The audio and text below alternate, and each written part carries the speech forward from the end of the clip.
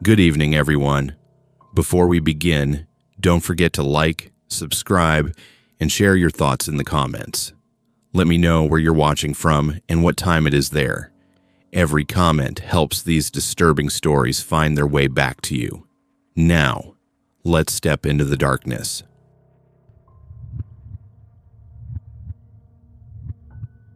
I always thought November cold in northern Wisconsin hit differently, but the night of the incident taught me another truth.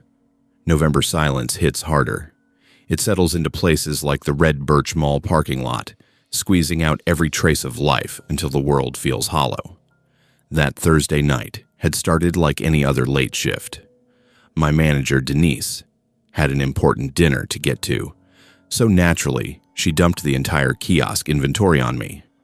By the time I finished counting tangled USB cables and overpriced wireless earphones, the mall had officially closed. The overhead lights were already humming in that half-power state, where every third bulb flickers like it wants to give up. When I pushed through the metal employee exit door at 10:47 p.m., the air hit me so sharply it felt like stepping into a freezer. My breath came out in thick clouds. The parking lot stretched wide and almost colorless under the flickering amber lamps. The pavement cracked and faded from too many winters. My silver Honda sat near one of the far lights, the only car left on that entire side of the lot. Behind it was nothing but a tree line that went dark and dense 20 feet in. I zipped up my jacket, tucked my hands into my pockets, and started walking. My shoes made that hollow clack sound on cold pavement, echoing louder than they should have in such an open space. Halfway to my car, I heard a noise so faint I almost convinced myself it was wind. A soft, distant shuffle, too heavy to be leaves, too controlled to be an animal. I glanced toward the woods. Nothing, just rows of bare trees swaying ever so slightly. That's when my car headlights turned on. Two bright beams suddenly shot across the parking lot directly at me. I raised a hand to block the glare. My brain needed several seconds to catch up because the sensation made no sense. My keys were in my pocket. The lock button hadn't been pressed. There was no reason for the headlights to have turned on. Then they flickered. Once, twice, and shut off completely, leaving the lot darker than before. A cold spike ran from my stomach to my throat.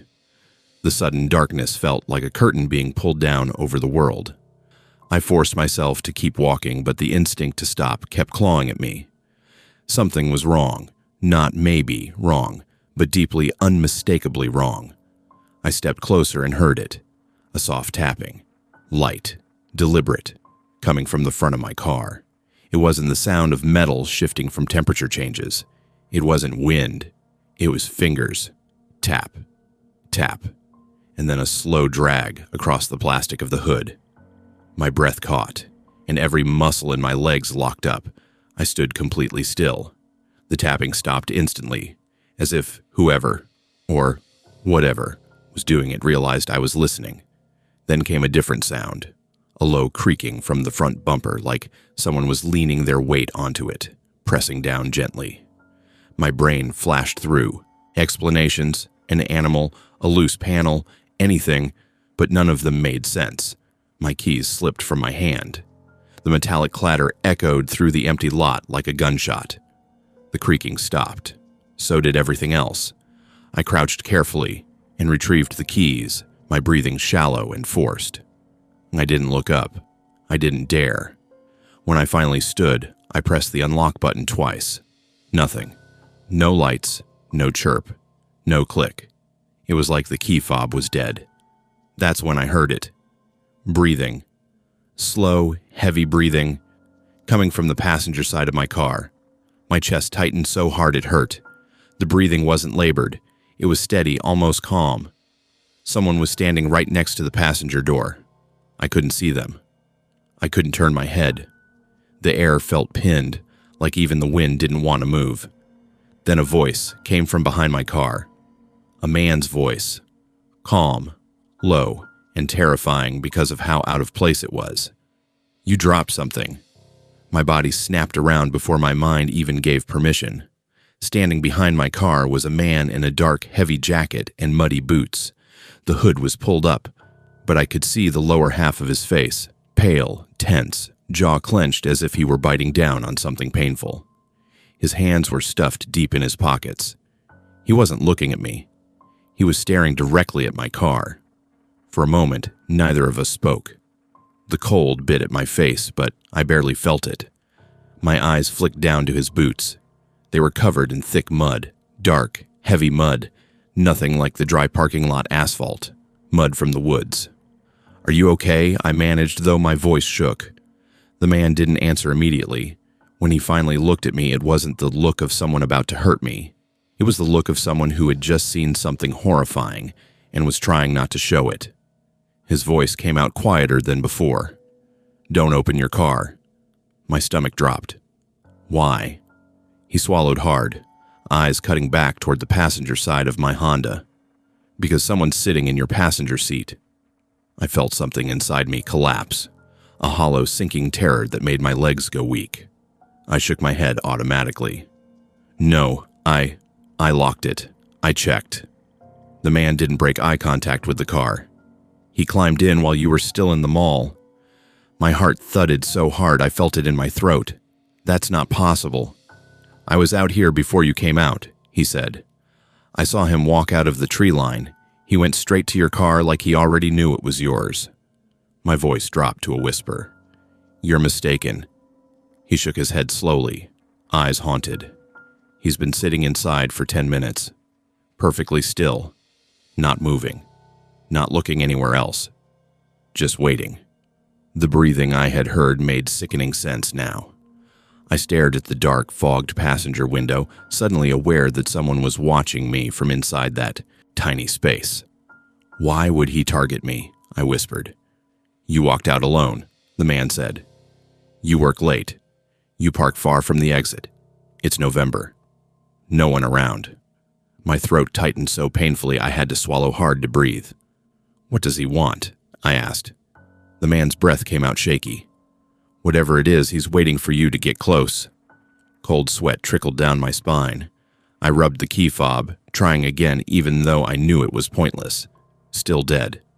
"Can we call the police?" I whispered. "I don't think you want to wait for them," he said. "He'll make a move long before they get here." I stared at him. He still hadn't taken his hands out of his pockets. His posture was rigid, tense, like he was prepared to bolt. "We need to get you away from the car," he said, slowly, without making him think you know he's there. I nodded automatically, but my legs wouldn't move. The man seemed to sense that. "Listen," he said, softer now. "He hasn't moved this whole time. That's the only thing keeping you safe right now. He thinks you're clueless. He thinks you're about to walk right up to the car." My breath hitched. "What happens if I do?" "You don't want to know." I shivered violently. The man lifted his chin slightly, signaling me to move back just one step. I followed, every nerve in my body screaming. We took another step, then another. We were halfway back to the employee entrance when I heard it. A faint click, the passenger door lock shifting. My heart stopped. The man's jaw tightened. "He knows we're moving," I whispered. "Oh my God." "Don't run," he hissed. "He'll come after you if you run." My eyes filled with tears. I didn't feel fall. My body felt like it belonged to someone else. Another soft click came from the car, louder this time, like fingers testing the lock mechanism. "We need to go to the loading dock," the man whispered. "It's closer than the main entrance, but you have to stay calm." "Is he getting out?" My voice cracked. The man didn't look away from the car. "He wants you to turn around." The world seemed to shrink around us. The air felt thick. The lights flickered harder. And somewhere behind me, I heard the unmistakable sound of the passenger door, handle lifting. Slow, controlled, predictable. Someone was opening my car door. "We run," the man whispered tightly. "Only when I say." Not before. I stared at him, terrified beyond anything I'd ever felt. "Why is he waiting?" I asked. The man swallowed hard. "Because he wants to see your face before he moves." For one suspended moment, neither of us moved. The parking lot felt like a frozen photograph, dark, Wide, silent, except for the faint metallic creak of my passenger door handle rising inch by inch. It was the type of sound you feel inside your bones, more than you hear with your ears. The man beside me exhaled so quietly, it looked like he was afraid even his breath would trigger something. The cold air burned in my lungs. My legs trembled so hard I thought they might give out. There was nothing behind us except the long concrete wall of the mall and the narrow path that led to the loading dock, poorly lit, partially shadowed, but closer than the main entrance. When the man spoke, his voice wasn't command-like or calm anymore. It was tight, thin, the kind of voice a person uses when they're trying to keep terror from taking over. "When I say go," he whispered, "you run. Not before." "How fast?" I asked, my voice cracking. "You don't stop," he said. "Not once. Straight to the loading dock door. Stay in the light as much as you can." "What if he chases us?" "He will." That answer nearly buckled my knees. I squeezed the key fob in my hand so tightly the metal edge bit into my palm. I didn't feel it. My heartbeat thundered loud enough to drown out the cold wind. "Why hasn't he come out yet?" I asked, barely able to form the words. The man swallowed hard. "Because he wants you to turn around. He's waiting for your face." A wave of nausea rolled through me. My eyes stung. My throat felt like someone was pressing a fist against it. "Okay," he whispered. "We're going. Now." He grabbed my arm, not painfully but firmly, and jerked me into motion. The two of us broke into a dead sprint across the pavement, our footsteps echoing in rapid, frantic rhythm. I didn't look back. I didn't breathe. I didn't think. The air cut at my face like knives, cold and harsh and unforgiving. The sound of our shoes hitting the pavement was the loudest noise in the world. Then, behind us, I heard it. A door slamming open with violent force, metal hitting metal. I screamed involuntarily. The man pushed me harder. "Don't look back," he yelled. "Run!" I could hear running now, footsteps that weren't ours. Fast, heavy, controlled. Someone was sprinting across the asphalt behind us. Not stumbling, not erratic, hunting. We reached the entry ramp of the loading dock and rounded the corner toward the steel employee door. The man grabbed the handle and yanked. Locked. "No, no, no, no, no," I gasped, pulling at the door with him, my fingers slipping on the cold metal. The man's voice cracked. "There's another door further down. Go." We ran along the narrow path beside the building, the footsteps behind us growing louder, fast, terrifyingly fast. Whoever was chasing us wasn't winded, wasn't struggling. He was closing the distance with ease. We turned another corner. There, another door, further down the wall. This one had a sliver of yellow light at the edge, faint but visible. "Please, please, please," I whispered, sprinting toward it as the running behind us grew louder, close enough that I could hear the deep, steady breaths of the person chasing us. The man reached the door first. He slammed into it, twisting the handle. It moved slightly, but not enough. "Push with me," he yelled. We both drove our shoulders into it, the metal groaning under our weight. The footsteps behind us slammed onto the concrete ramp, less than 20 feet away. My lungs burned, my vision blurred. I screamed as I put every ounce of strength into the door. It didn't budge. The running behind us stopped. Completely stopped. The abrupt silence was worse than the sound. The man turned his head slightly, just slightly, to look back. And that was when the door clicked. Not from our side, but from the inside. Someone inside the building unlocked it. The handle turned, and the door swung inward. A mall janitor, a middle-aged man with a shaved head and a red birch name tag, stood blinking at us with a confused expression. Can I help you?" The man shoved me through the doorway so hard I fell onto the tiled hallway. He followed immediately and slammed the door behind us, twisting the lock as the janitor stumbled backward. "Hey, what the hell?" the janitor barked. The man held his trembling palm up. "Call security, call the police, right now." The janitor looked between us, confused, irritated. "Sir, I don't know what—" The door handle behind us jerked violently. Once, twice, then stopped. The janitor jumped, eyes widening. Is someone out there? The man nodded, out of breath, his voice unsteady. Call the police. Don't open that door. The janitor stared at the handle like it might explode. The three of us stood frozen. I could hear my heart pounding in the sterile hallway, echoing off the walls. The air felt thick, smothering. For a full 5 seconds, the door handle didn't move. Then came a sound I will never forget. A single, slow inhale from the other side of the door. Not panicked, not angry, just patient. The janitor backed up so fast he hit the wall. Jesus Christ, who is that? The man beside me didn't answer. He leaned forward slightly, listening. The sound of breathing continued for several seconds. Long, steady, deliberate. Then it stopped, followed by total silence. Not running, not footsteps, not retreat, just silence. After 10 seconds, the man whispered, "He's still out there." The janitor, shaken now, grabbed his walkie-talkie with trembling fingers. Security to loading dock 3. Something's going on with the employees and just get here. I tried to stand, but my legs gave out. The man caught me before I hit the floor. My whole body was shaking so violently, I could barely keep my head up. Is he gone? I whispered.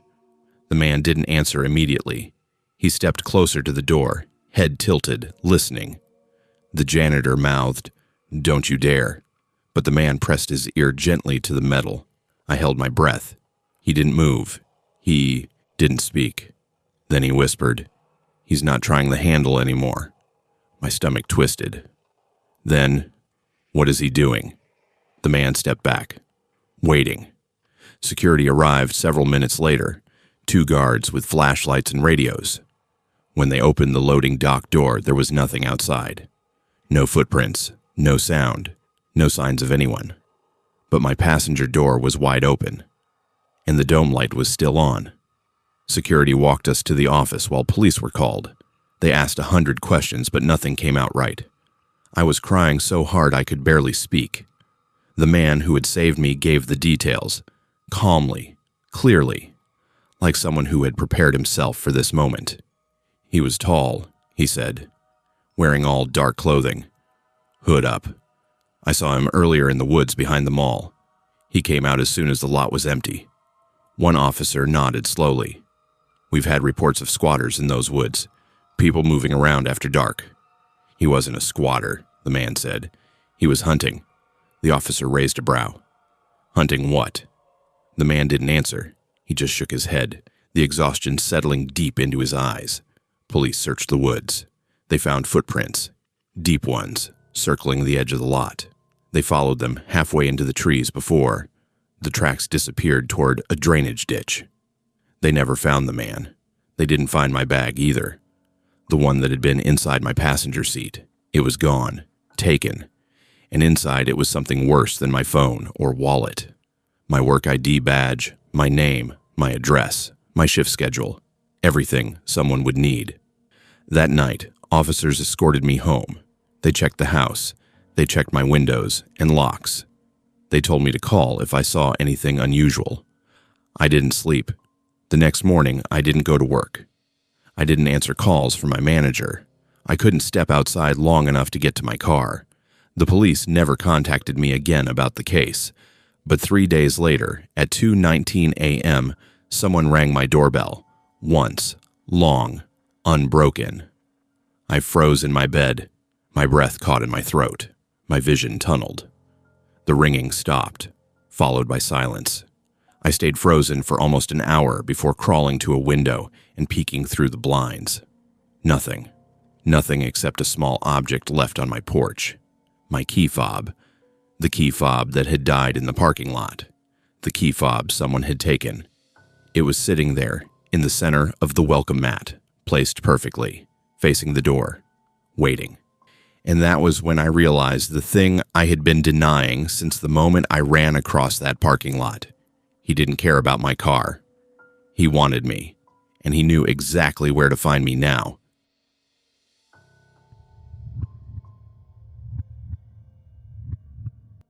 I didn't start doubting my husband until the week before Thanksgiving, which sounds ridiculous now considering everything that happened. We had been married for 3 years and together for almost 7, long enough that I thought I understood every part of him, his habits, his moods, the quiet routines most couples settle into without thinking. We lived in a small rented house in rural Tennessee, the kind of place where neighbors wave from their porches and the evenings go silent by 9. A normal life, a safe life, or so I believed. The first time I noticed something off was the evening I came home from a late shift at the veterinary clinic. It was raining hard, cold November rain that soaked your clothes instantly. I walked through the mudroom door around 11 p.m. and immediately heard the sound of the dryer running. That wasn't unusual. Connor always tossed in towels late at night. But what was unusual was the way he reacted when I stepped into the kitchen. He spun around so fast he knocked a glass off the counter. It shattered at his feet. "You scared me," he said, breathless, eyes wide. He was holding a folded towel in one hand. "Jesus, Connor, are you okay?" I asked, stepping forward. He backed up like I'd startled him all over again. Yeah, I didn't hear you come in." A lie. He always heard the mudroom door. It squeaked terribly, even after we oiled it. But I didn't say anything. I assumed he was tired. The clinic had been busy, and I was too exhausted to dissect his mood. 2 nights later, it happened again. This time, I came home to complete silence. The lights were off except for a dim lamp in the living room. Connor sat on the couch staring at the blank TV screen. When I walked in, he flinched hard like he'd been caught doing something. "You weren't supposed to be home yet," he said, voice tight. "It's 10:30, I said, confused. "This is the time I always get home." He nodded, but it was the kind of nod people give when they're not actually listening. That night, he didn't come to bed until 3 a.m. I heard him moving around in the laundry room, walking back and forth between the hall and the dryer. Something metallic clinked once, then twice. When I asked him about it the next morning, he said he couldn't sleep, but something felt wrong. By November 18th, things escalated. I left work early because of a power outage at the clinic. The storm had knocked out half the grid. I drove home through the fog, eager to surprise Connor with a warm dinner and a quiet night. I pulled into the driveway around 5:15 p.m. The house was dark except for a faint glow leaking through the laundry room window. I walked quietly, not trying to sneak, but also not wanting to startle him if he was half asleep. The first red flag was the laundry room door. It was locked from the inside. That door had no reason to ever be locked. I tried the knob twice, solid. I knocked lightly. "Connor!" The light inside snapped off instantly. Silence. "Connor," I repeated louder. "It's me." After a few seconds, I heard fast shuffling like someone kicking something under a counter. Then the door unlocked. Connor swung it open, his expression stiff with a strange mix of irritation and panic. "Why are you home?" he asked. "There was a power outage," I said slowly. "Are you okay?" He forced a smile, but it was thin and wrong. "Yeah, just doing laundry." In the dark, I didn't push. We both had bad days sometimes, but as he stepped into the hallway, I tried to peek into the laundry room. He blocked my view, physically stepped in front of me. "What are you looking for?" he asked sharply. "Nothing. I said I'm fine," he said. Let's just go watch something." I followed him, unsettled, but I let it go again. The next morning, I found the laundry room light on again, and the dryer running. At 6 a.m., Connor was in the kitchen making coffee, almost aggressively cheerful. Too cheerful. "You sleep okay?" he asked, sliding a mug toward me. "No, you were up late again." He shrugged, sipping his coffee. "Couldn't sleep. The storm made the house settle weird." That was another lie. There was no storm. Just cold, clear November air. By that point, unease was simmering constantly in my chest. 2 more days passed with the same pattern. Connor locking himself in the laundry room, shutting lights off when I approached, flinching whenever I walked into a room too quietly. The growing tension between us was thick enough to change the atmosphere in the entire house. But the night before, Thanksgiving, That was the night everything snapped. I got home at 9:40 p.m. The front porch was dark, but the laundry room light glowed bright yellow behind the drawn curtain. I didn't call out to him this time. I walked quietly down the hall, my heart pounding in a steady rhythm. Just before I reached the door, I heard a scraping sound. Slow, deliberate, metal on metal, like something was being dragged. Then Connor's voice, soft, coaxing. "You need to stay still, okay? This is the last time, I promise." My blood ran cold. Every instinct in my body told me to leave, to run. But my feet moved on their own. I put my ear to the door. The scraping stopped instantly. Then I heard breathing, not Connor's. He wasn't alone in there. I didn't move. I didn't make a sound. I just listened. Connor whispered again, voice strained. "Please don't make this harder." A low, muffled sound answered him, a sound that didn't belong to him. I felt a wave of heat rush through me, panic blooming under my ribs. My hands shook uncontrollably. I backed away slowly, silently, until my shoulder bumped the hallway wall. Then I turned and walked to the kitchen on trembling legs. The laundry room door opened behind me. Connor stepped out. His shirt sleeves were rolled up. His hair was damp with sweat. A faint metallic smell clung to him, cold, sharp, unmistakable. He froze when he saw me. Completely froze. "What are you doing home early?" he whispered. "I forgot something," I lied. We stared at each other, silence stretching so tight it felt like it might break. Then he did something I'll never forget. He closed the laundry room door behind him, very gently, softly, almost tenderly. Then he locked it. Again. He wiped his hands on his jeans, and he smiled. But it wasn't a smile of reassurance. It was the smile of someone who'd been caught doing something unforgivable, and was deciding what to do next. "Come sit with me for a minute," he said quietly. "We need to talk." Something inside me screamed, loud, violent, urgent. I stepped back. Connor stepped forward. "Please," he said, voice dangerously calm. "Don't make this into something it's not." "What's in the laundry room?" I whispered. His expression shifted, barely, but enough. Not anger, not fear. Calculation. "You were never supposed to come home early," he said. "You were never supposed to hear anything." My heart slammed against my chest so hard it hurt.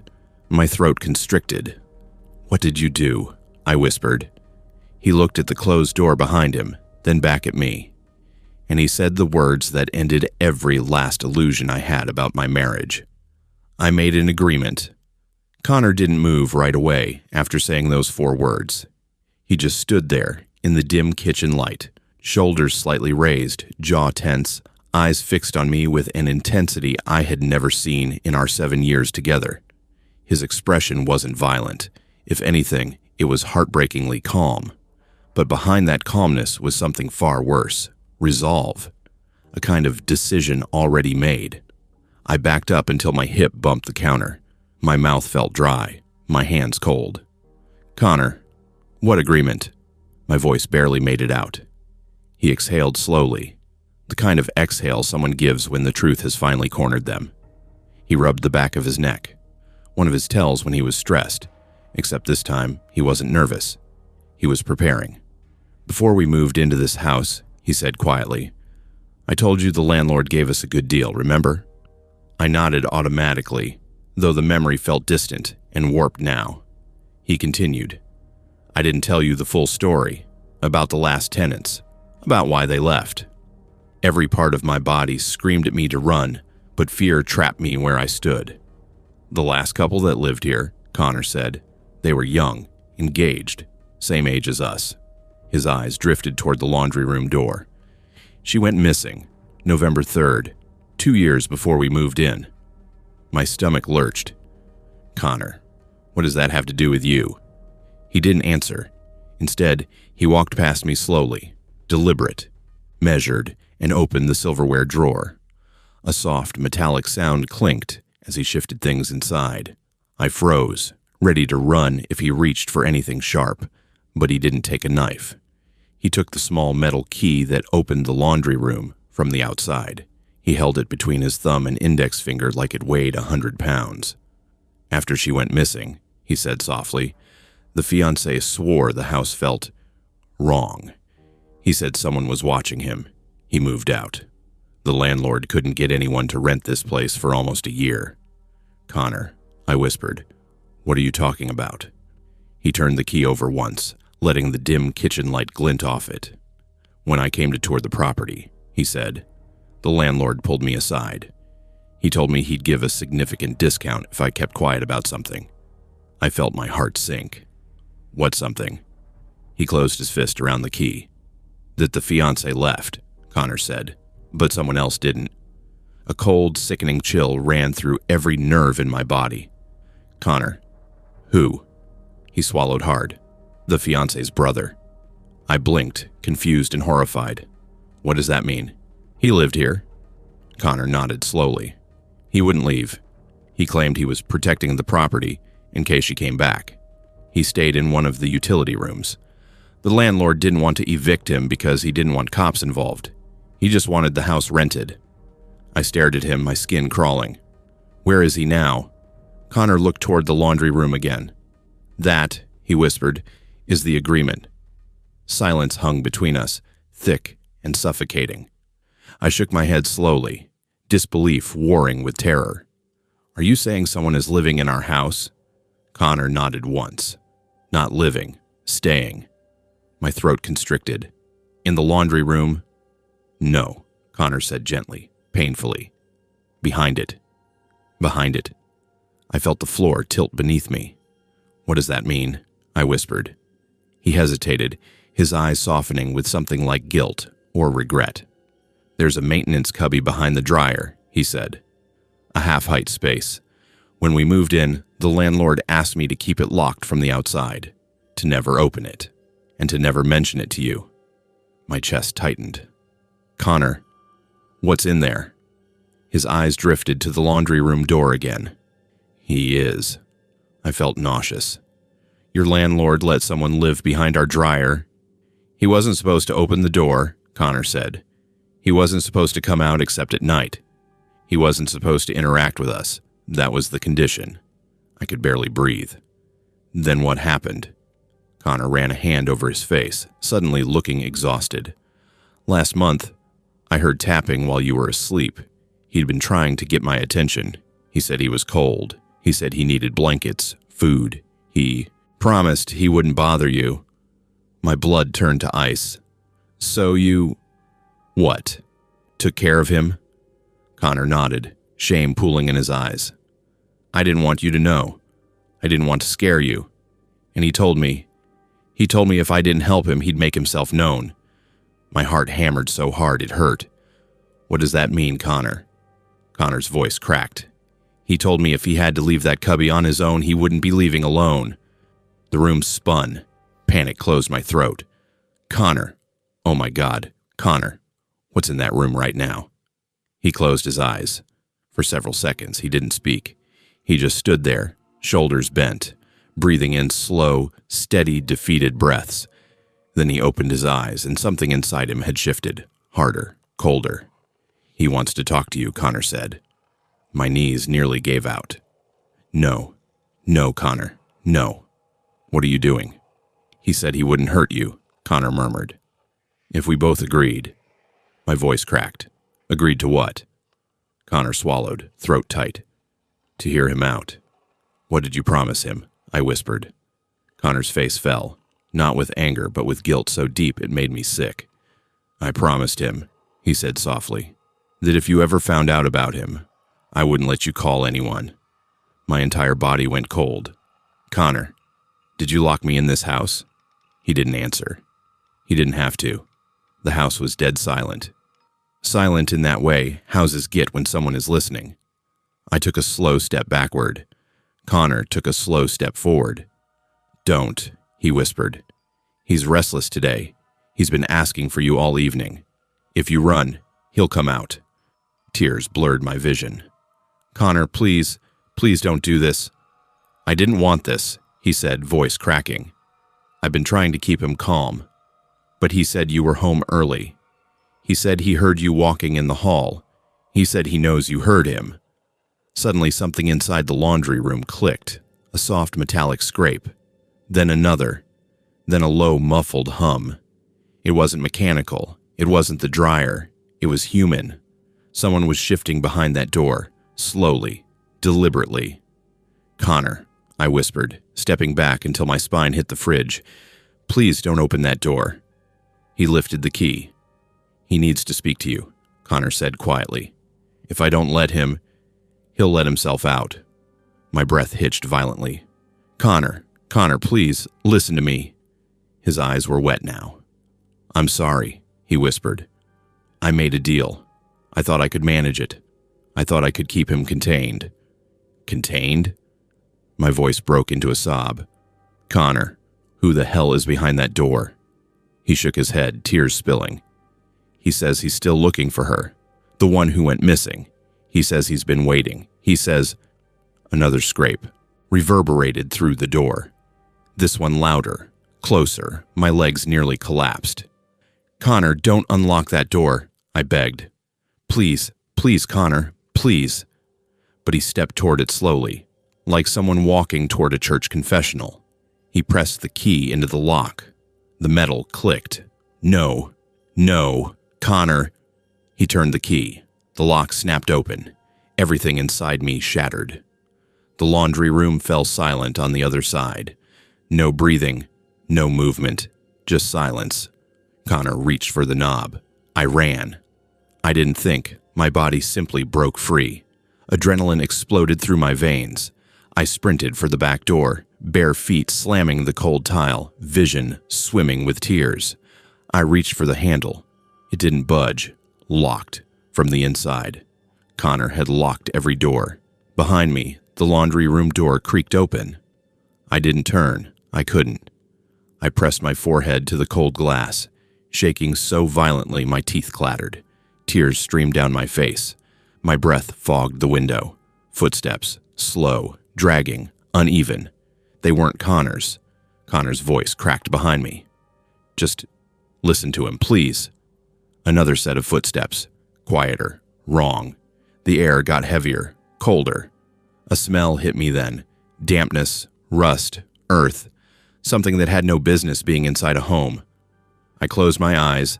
The footsteps stopped behind me. Breathing. Right at my back. Shallow. Wet. Desperate.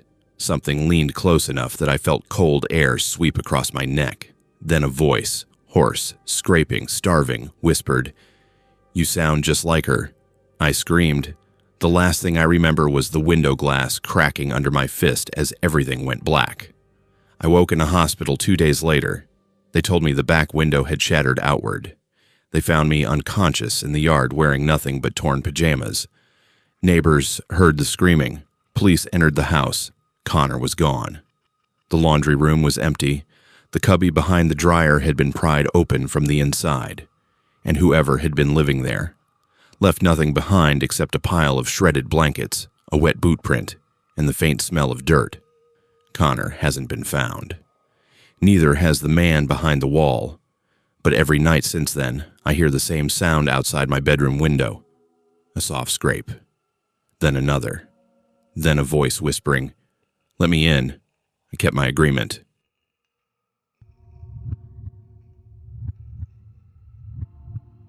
I never believed hospitals could be frightening, not truly frightening, until the night I was admitted to St. Malcolm's. I was a normal 29-year-old guy, working maintenance at a distribution warehouse in southern Ohio, living a quiet life with my girlfriend Tessa. Nothing about me screamed horror story victim.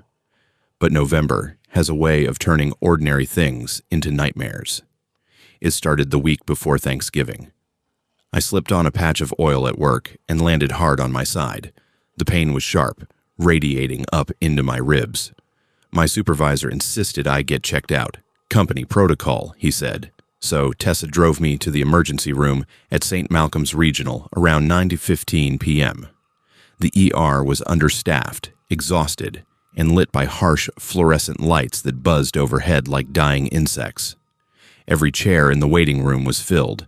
Coughing kids, elderly folks shivering under thin blankets, people bleeding into makeshift bandages. It smelled like antiseptic and metallic panic. We waited almost 2 hours before a nurse called my name. She was tall, thin, and moved with a strict, robotic precision. Her badge said, "Nurse J. Ransom." She didn't smile, didn't make eye contact, just turned and said, "Follow me," then walked off without waiting. Inside the triage room, she checked my vitals with stiff, fast movements. She asked mechanical questions, her tone flat and emotionless, like she was reading from a script she hated. Any allergies? Any medication? Any recreational drug use? Her eyes stayed fixed on her clipboard the entire time. There was something about the way she moved that made me uneasy, too controlled, too brisk, too practiced in not looking at the patient. She finished and left abruptly. A young resident doctor came next, Dr. Hartley. Nervous guy, glasses crooked, stutter when stressed. He poked my ribs, winced sympathetically, then recommended an overnight observation, just to rule out internal bruising. Tessa looked worried but agreed. I didn't argue. The pain was sharp enough that breathing felt like someone pushing a thumb into my lung.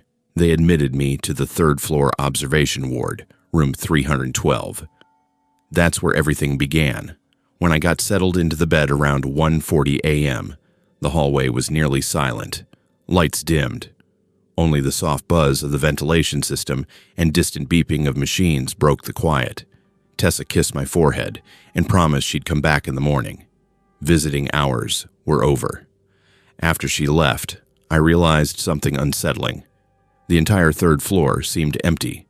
No nurses walking by, no doctors rounding, no patients moaning or calling for help.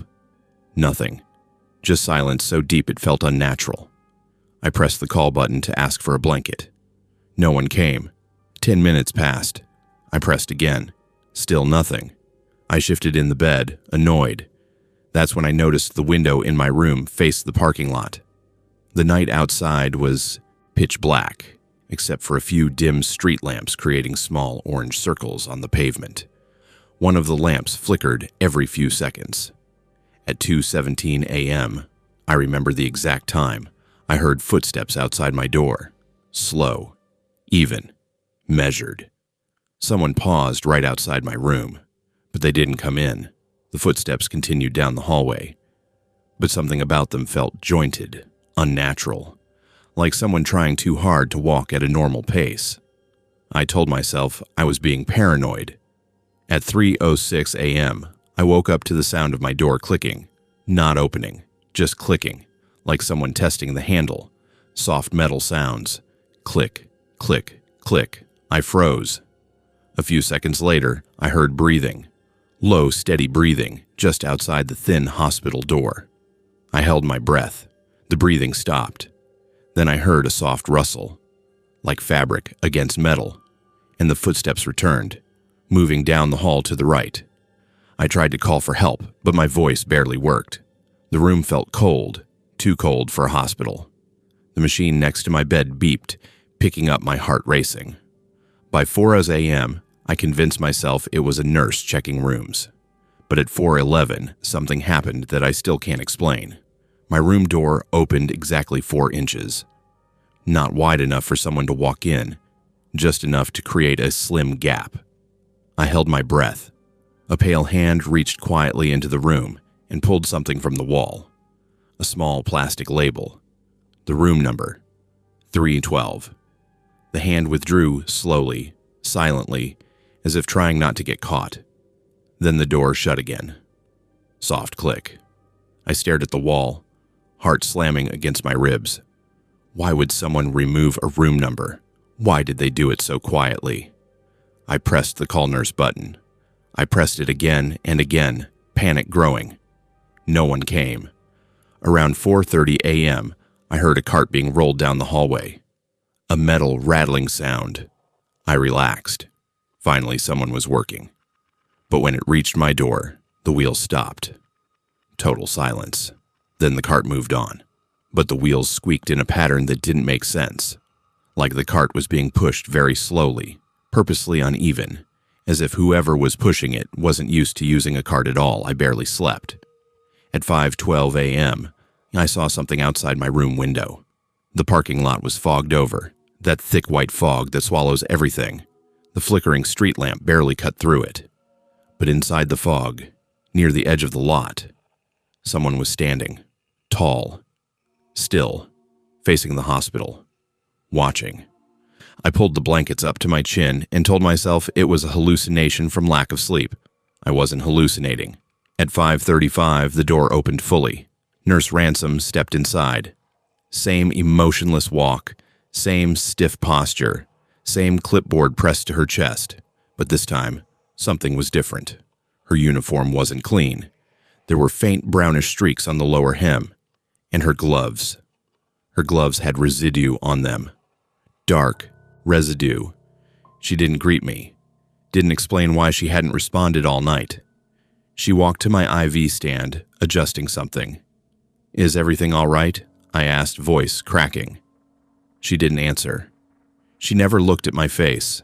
I glanced at the clipboard she held. The page wasn't a patient chart. It was a printed list. Rows of numbers, room numbers. And next to each room number was a handwritten check mark. Some were checked. Some weren't. My room, 312, now had a blank space. She clicked her pen softly, then pressed a deep, heavy checkmark next to my number. She stopped, stared at it, then underlined it. My stomach dropped so violently I felt nauseous. What does that mean?" I whispered. She still didn't look at me, didn't smile, didn't frown. Her mouth remained a stiff, unnatural line. She tore the page from the clipboard in one swift, silent movement, folded it in half, tucked it into her pocket. Then she finally spoke, but her voice wasn't cold like earlier. It was soft, too soft, almost tender. "Dr. Murrow will be with you shortly," she said. I frowned. "I don't know any Dr. Murrow." Nurse Ransom blinked very slowly once. Then she turned and walked out without another word. The door shut. The click echoed. I felt dizzy. My ribs hurt. My heartbeat felt uneven. Something was wrong with that list. Something was wrong with this floor. At 6:05 a.m., I heard something that nearly made me climb out of bed. A woman screaming down the hall. A sharp, sudden scream that was cut off mid-breath, followed by silence. I tried to sit up, but pain shot through my side. The machines around me beeped erratically. Then I heard footsteps again. Not the tall nurse. Heavier, slower, measured.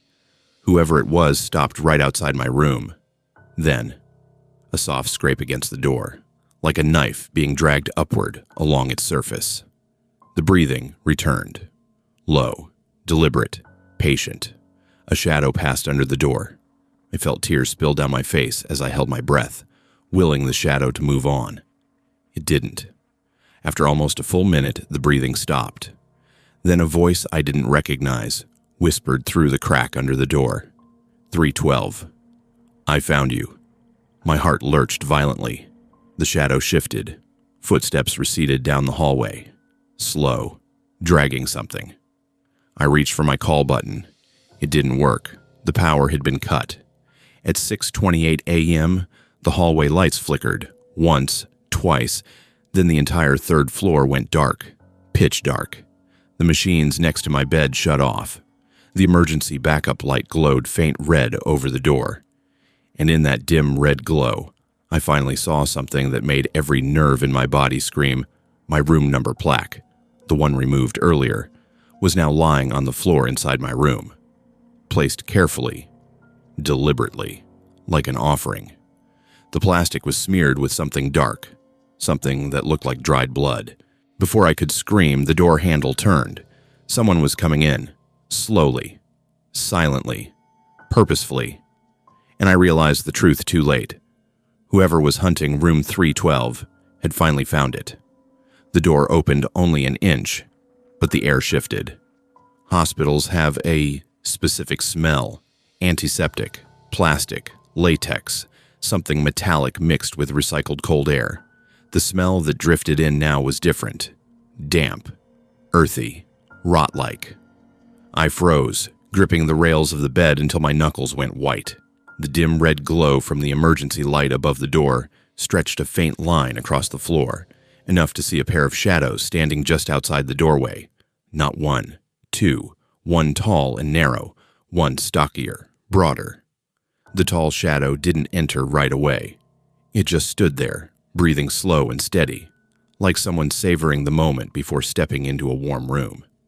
The heavier shadow shifted slightly, the soft thud of a boot tapping the linoleum.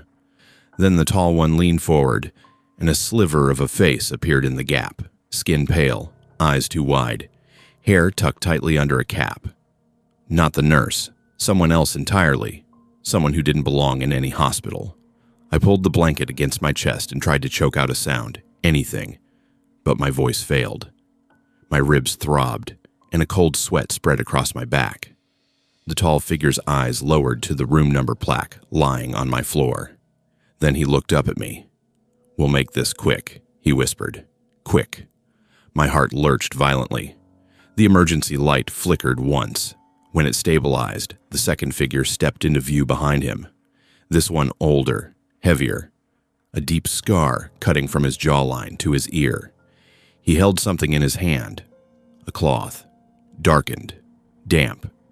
The tall one nudged the door open quietly and slipped inside, his steps too controlled, too careful.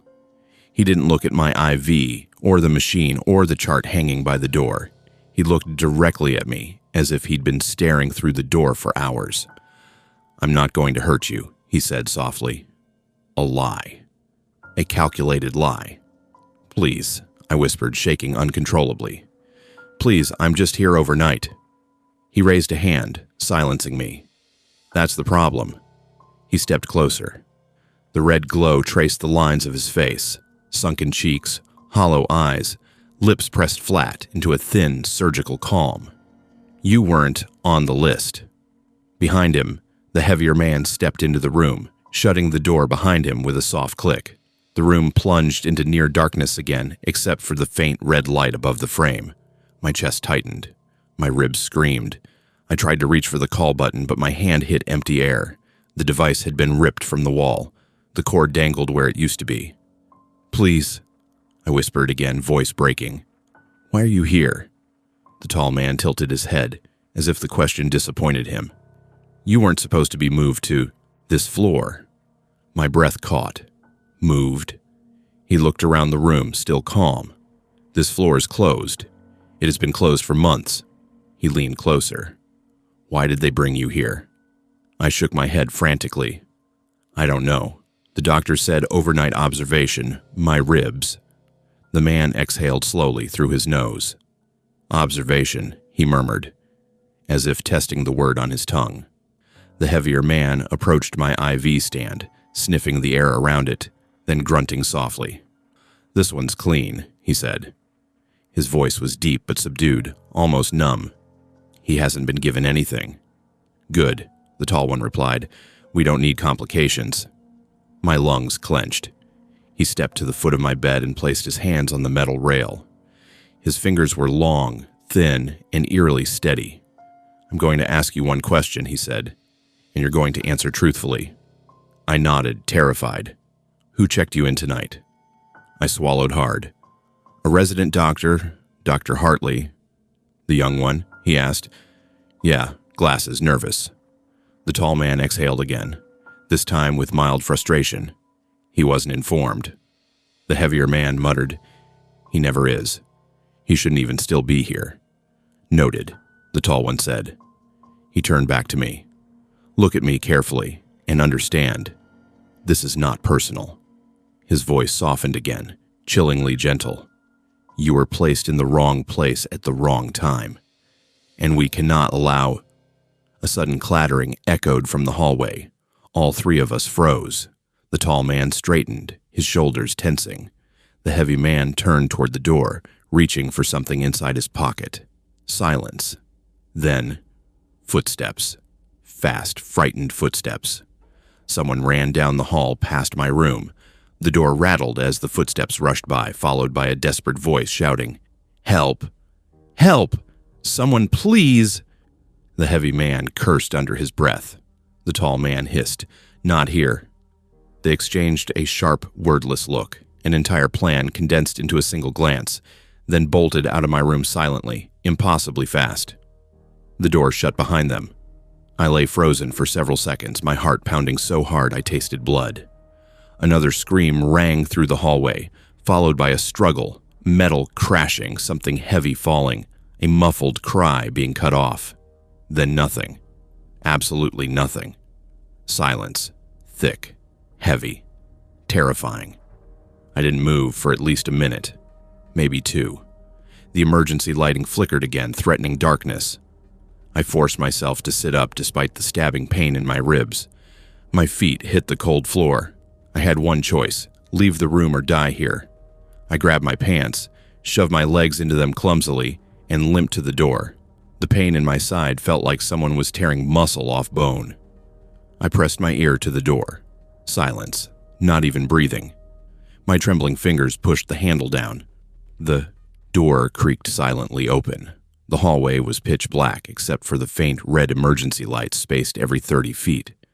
The air was colder, thick with something that felt wrong. Halfway down the hall, a crash echoed from a room. I ducked back into my doorway, heart slamming, breath sharp and shallow. A silhouette passed the far corner, tall, thin, but moving oddly, like they were pushing something heavy. Footsteps dragged, something scraped.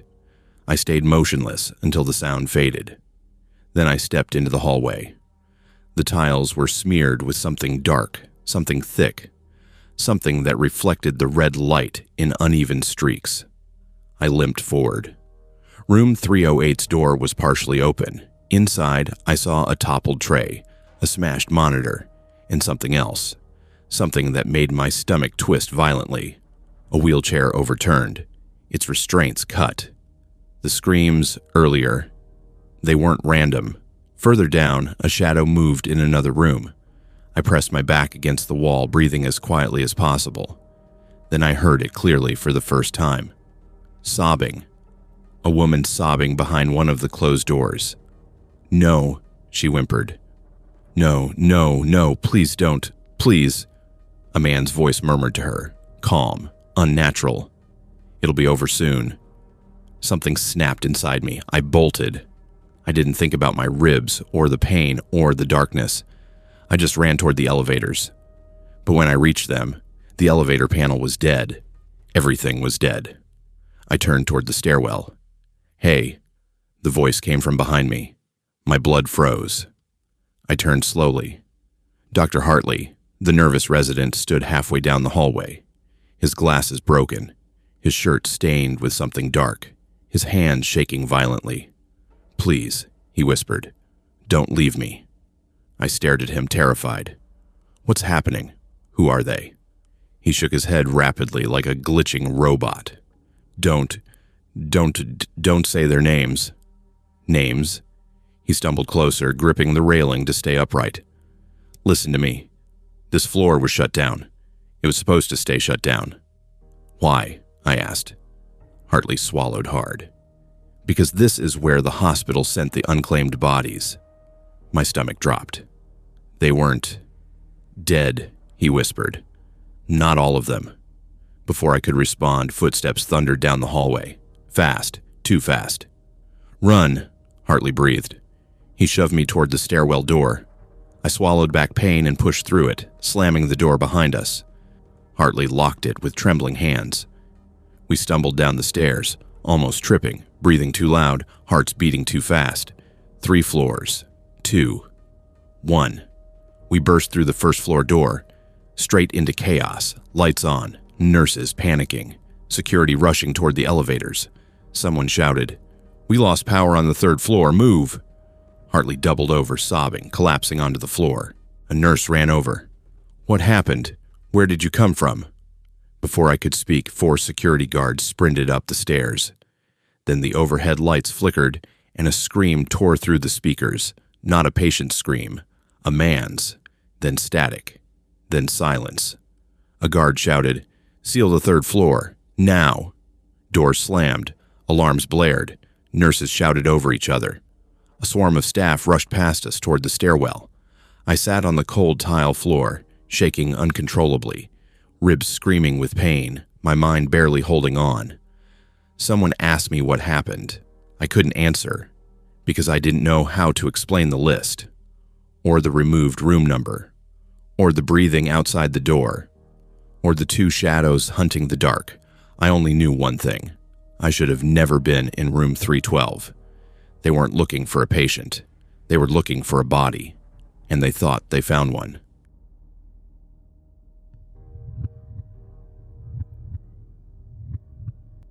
I was only supposed to walk for 40 minutes. That was the plan. Get out of the motel room, clear my head before a Monday meeting, breathe something besides recycled heater air. Shawnee National Forest in southern Illinois wasn't exactly remote, but it was empty enough in November that the world felt paused.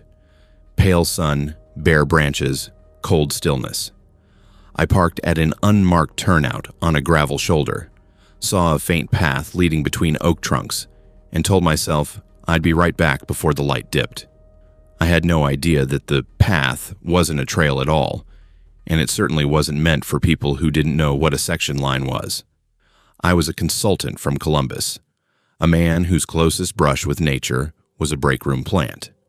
I had no business wandering into unposted land. The first 15 minutes were peaceful, the kind of silence that makes you aware of your own pulse. The carpet of leaves muffled every step. A light breeze shivered through naked branches. For once, my thoughts weren't racing toward deadlines or meetings or client emails. I just walked, hands in my jacket pockets, letting the cold air burn through the stress. Then I saw the first ribbon, a strip of weathered red fabric tied around a tree trunk, fluttering faintly. Not hunter's tape. This looked torn from clothing, old and faded, edges frayed like it had been tied months ago. I stepped closer, thinking maybe a lost hiker marked their route. But the second I touched the fabric, a chill crawled up my spine. It was slightly damp. Not from rain. There hadn't been any. Damp like someone had handled it recently. I turned around to head back, and that was when I realized the forest had shifted. Leaves covered everything evenly. I couldn't see a single footprint, not even my own. The trees looked identical in every direction. My sense of direction, usually decent, felt scrambled. I walked back the way I thought I'd come, but nothing looked familiar. 10 minutes passed, then 15, then 20. I pulled my phone out. No signal. November light was fading faster than I expected, and panic started pushing into the edges of my chest. I kept walking until the ground suddenly dipped and the trees parted. And that's when I stepped onto something that didn't belong in a forest at all. A perfectly straight 10-foot wide line cut through the woods like a knife wound. No vegetation, no roots, just barren dirt stretching dead straight into the distance both ways. A corridor carved by human hands, not nature. A section line. I didn't know that term yet, but the unnatural straightness made every instinct scream that this wasn't a hiking route. Still, I was desperate for orientation, and open ground felt safer than the suffocating identical trees, so I chose right. The farther I walked, the more wrong everything felt. Every 50 or 60 yards, a strip of fabric hung from branches, sometimes red, sometimes green, sometimes yellow, all ripped from clothing, all tied at shoulder height, not eye level, markers, but not for hikers. My stomach tightened as wind died completely, leaving air that felt stale and heavy. Then, about 100 yards ahead, a man stepped across the line carrying a long case over his shoulder. Tall, broad, moving with slow, deliberate purpose. Relief washed over me. Someone who knew the area. I raised both arms and shouted for help. He stopped mid-step, turned, looked straight at me. Not startled, not confused. He stared like he'd been waiting for me. I called out again. He didn't respond, didn't even blink. After several seconds, he took one slow step backward into the trees and vanished silently. The quiet that followed wasn't normal forest quiet. It felt loaded, like the air was listening. I stood shaking, trying to convince myself it was a hunter who didn't want to interact. But my gut screamed something else, something primal. I walked faster. Then a whistle drifted through the trees. High, 2 notes, too controlled to be random. I froze. Another whistle answered from behind me. Same 2 notes. Then another to my left. A triangle around me. They weren't lost. They weren't random. They were signaling. My body moved before my brain processed the danger. I sprinted down the line, lungs burning, boots thudding against the dirt. My breath formed clouds in the cold air. Behind me, footsteps started. Multiple sets, fast and coordinated. I didn't look back. I knew if I saw how many there were, my legs would give out. I ran until my vision blurred, until something dark appeared ahead. A fence. A tall chain-link fence topped with razor wire stretched across the line, blocking the way. I slammed to a stop, chest heaving, throat raw. No climbing it, no crawling under it. Behind me, the whistles shifted into short bursts, closer. Then I saw them emerging from the trees on both sides of the line. 4 men, all carrying long rifle cases, all walking in unnervingly synchronized movements. They fanned across the width of the line, cutting off any escape. One lifted a green ribbon between 2 fingers and let it fall. The other slowed. A signal. They weren't yelling or rushing or waving weapons. They were herding me, just like cattle. I backed against the fence, stammering that I was lost, that I didn't want trouble. They didn't respond. The tallest stepped forward and unzipped his case. Not a rifle. A long metal tool, industrial, heavy, coated in dry mud.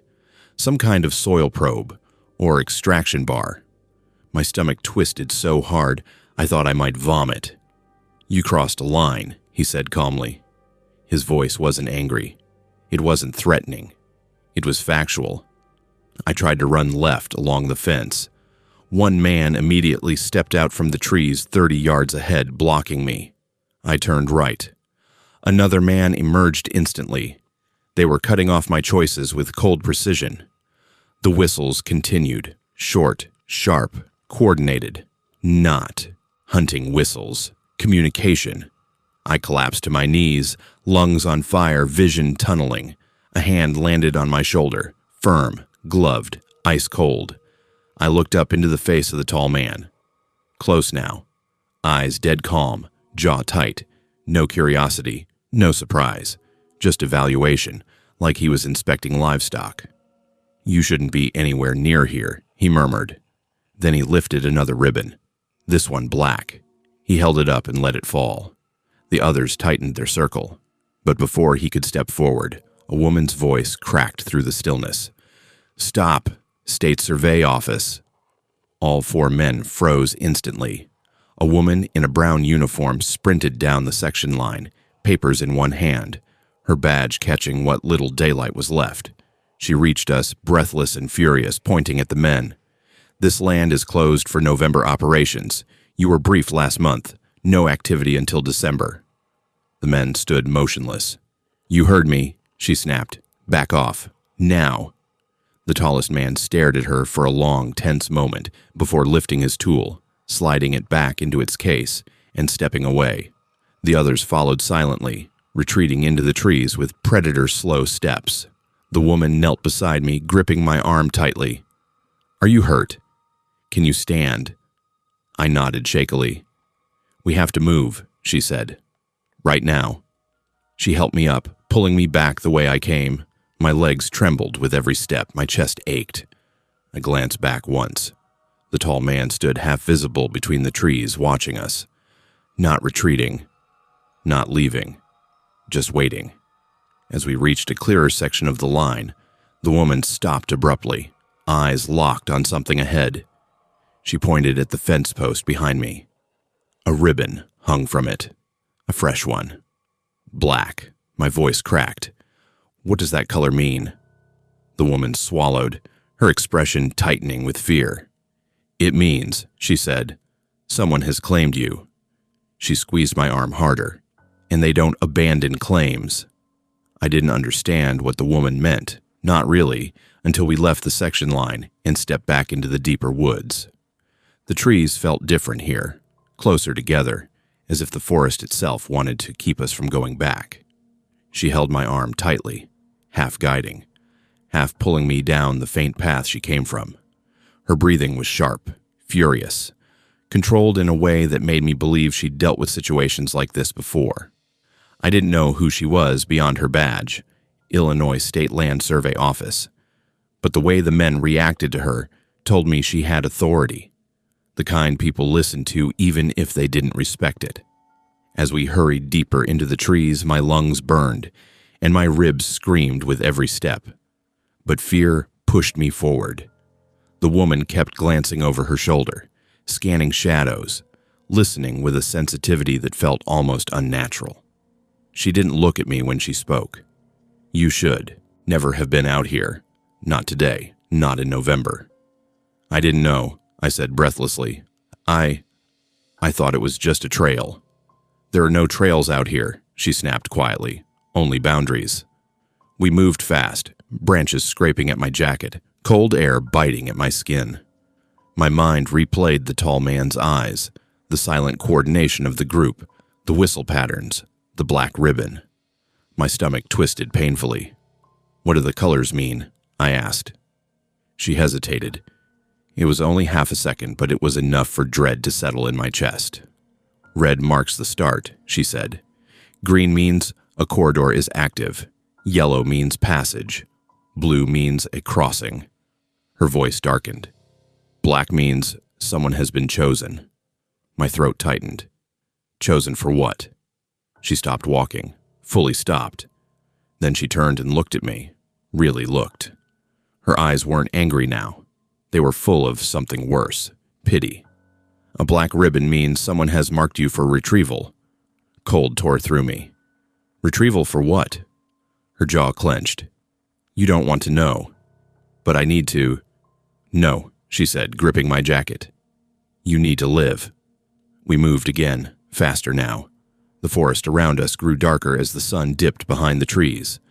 Long shadows stretched across the ground like reaching hands. The air felt still, heavy, unnatural. Every snapping twig made my heart jump. After about 10 minutes, we reached an old service road, cracked pavement overtaken by weeds, barely recognizable as a road at all. A rusted white Jeep Wrangler sat parked at the edge, leaves piled around its tires. The woman keyed the door open and practically shoved me inside. "We're heading to the district station," she said. "It's 20 minutes east."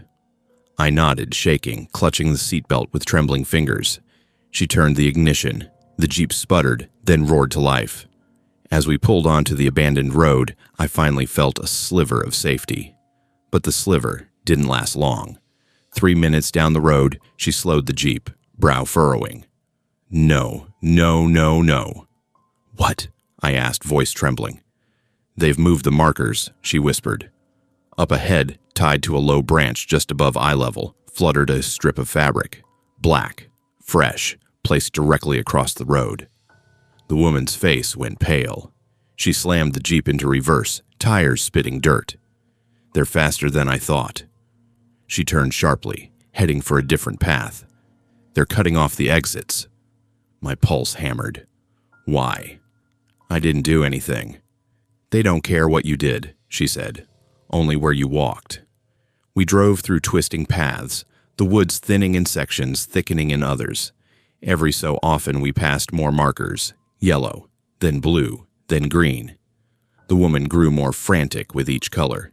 She spoke under her breath, not to me, but to herself. "They're coordinating. They're closing the line. We're running out of time." I wanted to ask what they meant, who they were, what they did, why they moved in coordinated whistles like predators who knew exactly how far to pressure their prey. But fear made the question stick in my throat. As we approached a sharp bend in the service road, the woman slowed and leaned forward. "Stay calm," she whispered. I looked out the passenger window. A man stood in the ditch beside the road, the tall one, the one whose eyes never left me. He wasn't carrying a rifle case this time. His hands were empty. His face held the same calm conviction, the same cold patience. He didn't step toward us. He didn't speak. He just watched as we passed, his head turning slowly, following the Jeep's movement until we rounded the bend and lost sight of him. My heart felt like it was beating out of my throat. Why? Why is he just standing there? Why didn't he try to stop us? The woman exhaled shakily. Because he's not the one who stops people. He's the one who marks them. Cold exploded through my chest. He's the surveyor, she added quietly. Their surveyor. I swallowed hard. Surveying what? She didn't answer. We drove in silence for several minutes, until the trees thinned, and I saw a power line clearing ahead, a sign of civilization. Relief flooded me. The woman seemed to relax too, shoulders loosening as she accelerated towards the sunlight breaking through the branches. Then something slammed into the Jeep from the right. Metal crunched, glass shattered. The Jeep spun violently, throwing me sideways. Pain shot through my ribs. The world turned upside down as the Jeep rolled, tumbled, then skidded to a stop on its side. Everything went silent except the ringing in my ears. Smoke drifted through the cracks in the windshield. Leaves fluttered down from above. The woman groaned somewhere beside me. My vision swayed. My head pounded. I crawled toward the broken window, pulling myself out onto the cold dirt, coughing through the dust. The woman crawled out after me, gripping her shoulder, eyes wide with panic. They hit us. They rammed us. What hit us? I rasped. She pointed shakily. Down the service road, emerging from a break in the trees, was a dark green utility truck. Matte finish, no plates, its grille dented from the impact. The engine idled loudly. 3 men stepped out. Not farmers, not hunters. The same men from the section line. Whistles echoed, short mechanical patterns. The woman grabbed my arm. Run. We stumbled into the woods, pushing through tangled branches, lungs burning. Behind us, men crashed through the undergrowth with terrifying speed. They didn't shout. They didn't threaten. They moved like they already knew exactly where we were heading. The sun was nearly gone now, casting long streaks of dying light through the trees. Every shadow looked alive. Every sound felt like a trap snapping shut. We reached a ravine, steep but climbable, and half slid, half fell down the slope. The woman hit the ground hard, her ankle twisting. She screamed in pain but forced herself up. Keep going, she gasped. Don't look back. But I did look. The tall man stood at the top of the ravine, still, silent, watching. His presence froze me more than any scream could. He lifted something in his hand and let it fall gently. A black ribbon dropped directly onto our path. The woman grabbed my jacket desperately. Move now! We fled deeper into the ravine, scrambling over rocks and fallen logs. My chest burned. My ribs pulsed with pain. My legs felt like rubber. Every breath tasted like metal. But fear pushed me on. We reached the bottom and followed the creek bed, stumbling over slick stones. The woman limped badly, her breathing ragged. We're close, she whispered. I parked a backup vehicle near the ridge. If we get there... A whistle cut through the air, sharp, commanding, final. The woman's face drained of color. No, she whispered. No, they've closed the grid. I didn't understand, but the terror in her voice told me enough. We kept running, heart slamming, lungs tearing. The creek bed narrowed, funneling us into a natural choke point. I saw the ridge ahead, steep but reachable. The woman staggered toward it. Then she stopped suddenly, dead still. I crashed into her from behind, nearly knocking us both down. Why? Her voice cracked. Oh, God. I followed her gaze. At the top of the ridge, silhouetted against the last shred of light, the tall man stood again. How he got there that fast, I will never know. He didn't move. He didn't speak. He simply raised his hand and pointed at me. A single, slow, downward motion, claiming, absolute, final. The woman grabbed my arm hard enough to bruise. Listen to me, listen carefully, she whispered. They only take one. My blood turned to ice.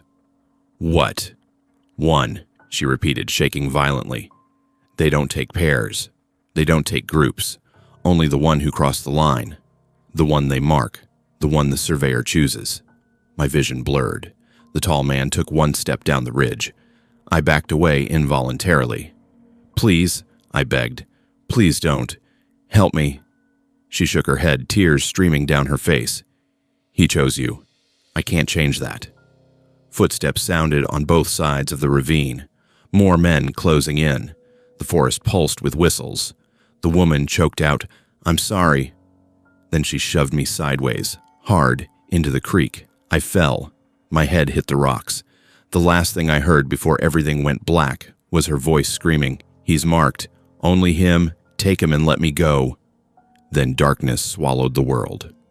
I woke up in a hospital 2 days later. Concussion, broken ribs, exposure.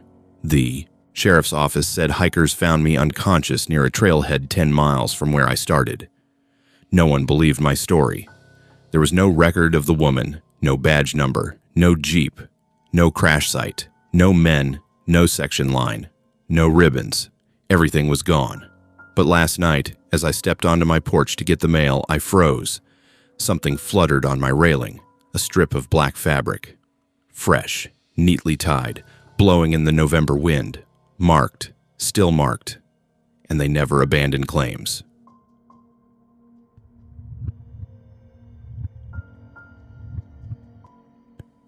I moved into Crestwood Apartments the first week of November, the kind of month where daylight dies early, and everything outside feels like it's holding its breath. I didn't choose the building because it was beautiful or in a good neighborhood. I chose it because it was cheap, close to work, and came with a month of free rent. Unit 3C, 3rd floor, 1 bedroom, 1 bath, thin walls, an older carpet that smelled faintly of bleach and something floral. Nothing special, but after a rough breakup and a quick relocation from Cincinnati to Louisville, quiet was exactly what I needed. The building manager, a woman named Diana, handed me the keys and made a point to tell me, "You won't hear much noise up here. The unit above you, 4C, has been vacant for months. We're not leasing the 4th floor this season." She said it casually, almost proudly, like she was offering peace as a feature. After living under a noisy couple in my last apartment, I welcomed the silence. The first night was peaceful. The hum of my box fan, the distant rush of cars on Taylorsville Road, the quiet creak of the old radiators heating up. I unpacked for hours, then fell asleep on the couch with moving boxes still stacked by the door. The kind of sleep you get when you've been living out of suitcases and finally have a place to drop your guard. The second night, the footsteps started. They woke me at around 1:30 a.m. Light, slow, deliberate steps directly above my bedroom. Not fast, not rushed, just pacing, back and forth. A rhythm that didn't change. At first, I thought maybe I was imagining things. Old buildings pop and shift as temperatures change, and I tried convincing myself that was all it was. But then the pattern changed. 3 steps, pause, 3 steps again. Like someone stopping to listen. I lay in bed staring at the ceiling, heart tapping painfully against my ribs. I tried to breathe quietly, terrified the footsteps would pause again, terrified they'd react to me. After a minute or two, they stopped entirely. Silence swallowed the apartment. I didn't sleep the rest of the night. The next morning, groggy and anxious, I stopped by the leasing office on my way to work. Diana greeted me with her usual too-strong perfume and bright lipstick. "You settling in okay?" I hesitated, then asked carefully, "Is someone staying in 4C?" Her expression didn't change. "No, we don't have anyone on the 4th floor right now." "I heard footsteps," I said. "Around 1:30. She shook her head. "Not possible. The unit above you is locked and empty. If someone was in there, the alarm would have tripped." She gave a dismissive wave. "Old buildings make noises, trust me." I nodded, embarrassed. Maybe I really was hearing things. Stress, exhaustion, loneliness, all of it piling up. But that night, at exactly 1:37 a.m., the footsteps came back. Not pacing this time, walking slowly in a widening circle, like whoever was up there was exploring the room. The floorboards creaked under their weight.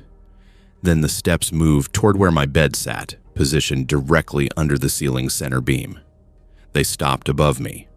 right on top of me. My entire body froze under the blanket. I didn't blink. I didn't breathe. I didn't dare move even an inch.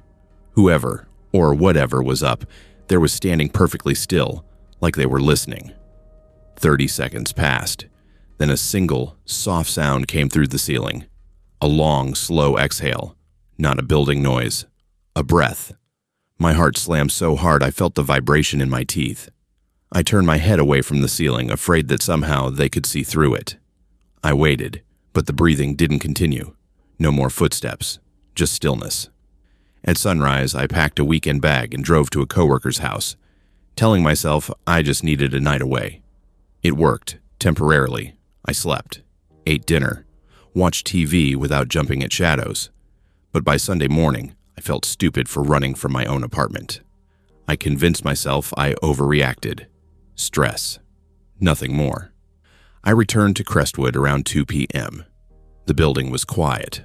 No one else seemed to be home. I unpacked groceries, made coffee, and played music loudly while organizing my closet. For a few hours, everything felt normal, until I stepped into my bedroom and noticed something wrong. The overhead light fixture, one I hadn't touched since moving in, was slightly crooked. It was subtle, but noticeable, tilted at a faint angle like someone had pushed or pulled the fixture from above. My breath hitched. I stepped closer, staring at it. The screws that held it to the ceiling were dusted with fresh plaster residue, like they'd been recently disturbed. I reached up and touched the edge of the fixture. It moved. Just a little, but it moved. My stomach twisted. I backed out of the bedroom, checking the time. 3:42 p.m., still daylight. I forced myself to act rational. I marched upstairs to the 4th floor, something I'd avoided doing since moving in. The hallway was dark. The motion lights flickered uncertainly. All the units had identical beige doors. Unit 4C stood at the end.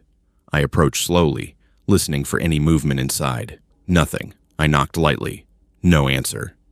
After a moment, I bent down and peered through the narrow crack at the bottom of the door.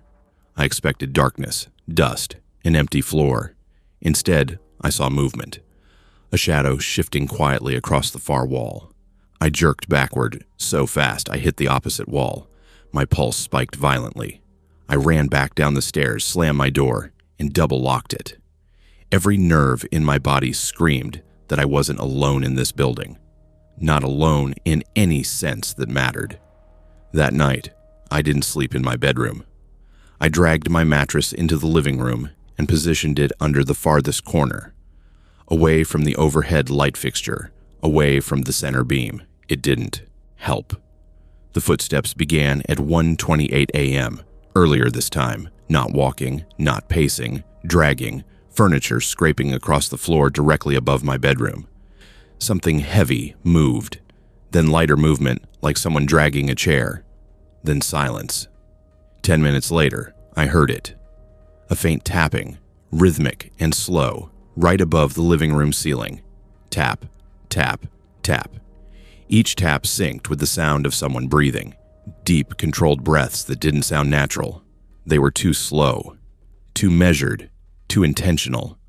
My hands started to shake so badly I had to hold them under my thighs. I wanted to run but had nowhere to go. Outside was freezing, and my car was parked a block away. I sat rigid, heart pounding, staring at the ceiling. The tapping stopped. Silence. Then, something pressed downward. A small dent appeared in the ceiling drywall. A shallow spot, like a finger pressing from the other side. It pressed a second time, harder, then a third time. Press, press, press. Each time, the indentation deepened slightly. Someone upstairs was testing the ceiling, testing how much pressure it could take, testing how close they could get to me. I scrambled backward on the mattress, nearly tripping over my own feet, and ducked into the kitchen. I grabbed my phone and dialed Diana, the building manager, with shaking hands. She answered groggily. "Hello? There's someone in 4C, I whispered urgently. I saw movement under the door earlier, and now they're pushing on my ceiling." A pause. Then, "I told you, 4C is empty." "It's not," I snapped. Someone is living up there." Another pause, longer this time. When she spoke again, her voice wasn't annoyed. It was tired, resigned. "Stay inside," she said. "Don't go upstairs again." "Why? Who's up there?" She inhaled sharply. "This is why we don't lease the 4th floor in November." My blood turned to ice. "What does that mean?" I whispered. But she hung up. I stood frozen in the dark kitchen, staring at the ceiling as dust drifted down from the newest dent. For the first time since moving in, I understood something horrifying. The footsteps weren't random. The tapping wasn't random. The breathing wasn't random. Someone was living in 4C for a reason, and Diana knew exactly why. I didn't sleep after Diana hung up on me. I sat in the kitchen with every light on, every muscle tight, staring toward the living room ceiling, where the faint depressions still marked the drywall. The place felt smaller than ever. One-bedroom walls pressing inward, shadows thickening in corners, the air cold enough to sting. Every so often, I thought I heard soft movement above me, but I couldn't tell if it was real or if my brain was replaying the sounds from earlier. At some point around 4 a.m., exhaustion finally pushed me onto the couch, but even half asleep, I couldn't shake the feeling that someone was directly above me, listening. I woke to the sound of keys turning in my lock. Not knocking. Keys. Metal, sliding against metal. I shot upright, heart slamming, staring at the door as it slowly opened.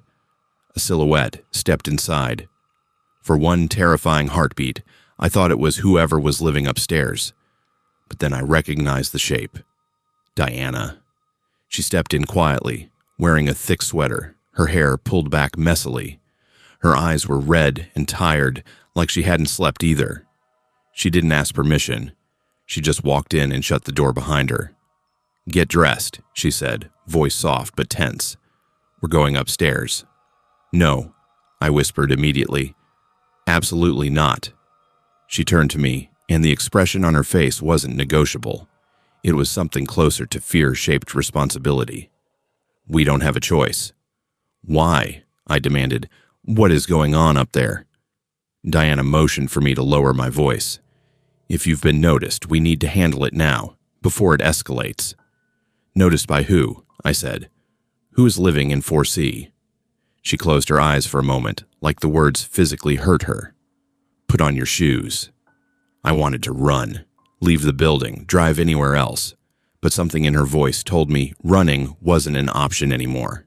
Running might make things worse. Running might make me easier to find.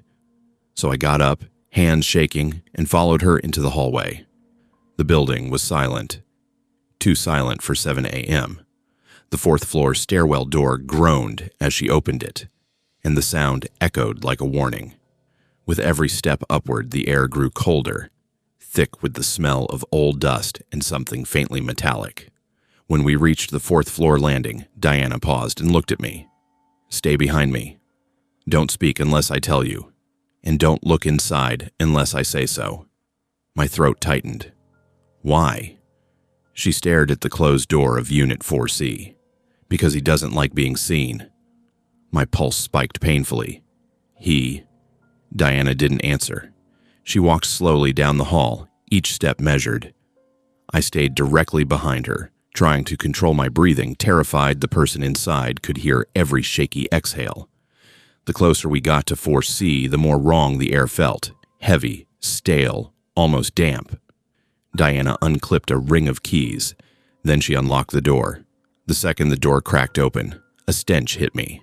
Sweat, mildew, unwashed fabric, and something that smelled like old carpet soaked in humidity. The darkness inside looked thick, as if the unit hadn't seen sunlight in months. Diana stepped in first, her voice barely louder than a whisper. "It's Diana." No answer. She entered fully, gesturing for me to stay in the hallway. I obeyed instantly, peering just enough to see dim outlines. Empty living room, torn carpet edges, a couch frame with no cushions, trash in corners. A single mattress lay in the center of the living room floor, flattened and yellowed. The frame of the ceiling above my bedroom was directly beneath that mattress. My stomach twisted. Diana walked deeper into the unit, her tone gentle but firm. "We need to talk. You've been making too much noise, and you were seen." Something moved in the dark bedroom, a shifting shadow, a body uncoiling from the floor. I froze in the doorway, unable to blink, barely able to breathe.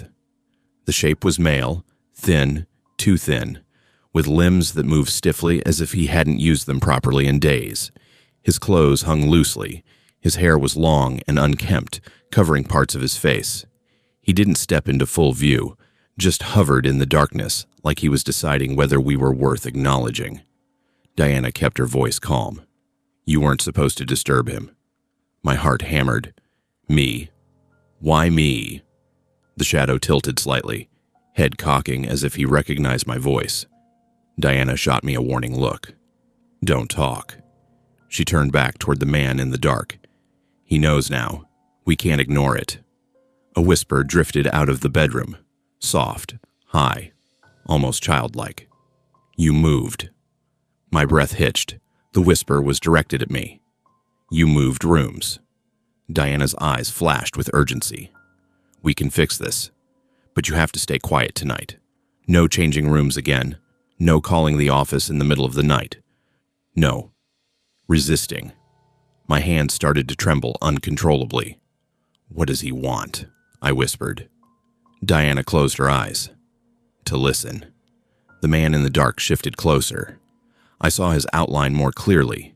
Bare feet, pale skin, oversized t-shirt hanging off his frame, posture slightly hunched. He moved like someone who had spent too long in a confined space, someone whose muscles weren't used to normal walking. His voice crept out again.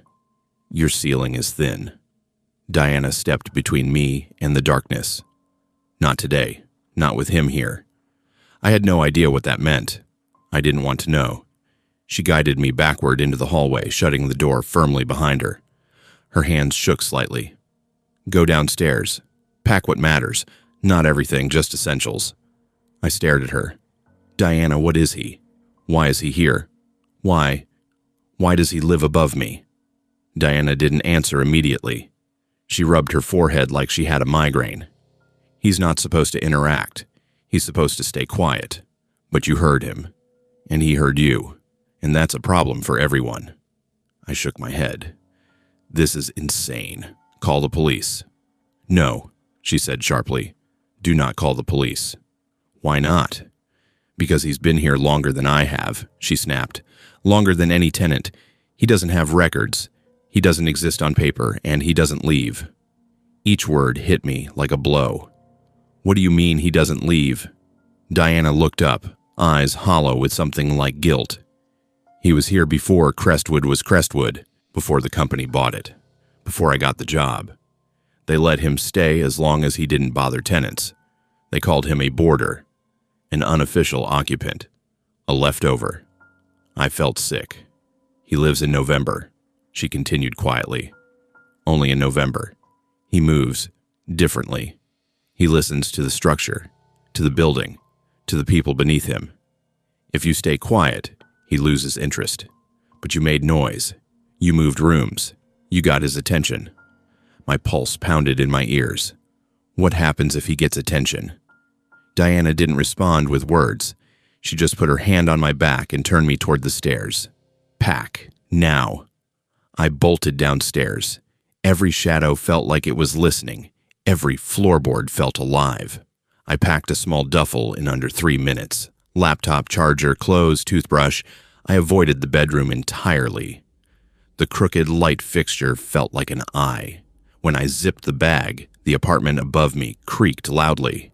A slow, dragging step, directly above the living room. I grabbed my bag and headed for the door, then froze. A soft exhale drifted from the ceiling, then a whisper, closer than before. "I hear you." Every hair on my body stood up. I ran out into the hallway, slamming my door, heart racing so fast my hands tingled. I didn't wait for Diana. I took the stairs 2 at a time, rushing toward the exit, and stopped dead halfway down. The stairwell door on the 2nd floor was cracked open. Just an inch. Just enough for someone to watch. I swallowed every scream clawing up my throat and backed away, slowly. Quiet, controlled movements, exactly how Diana had spoken in 4C.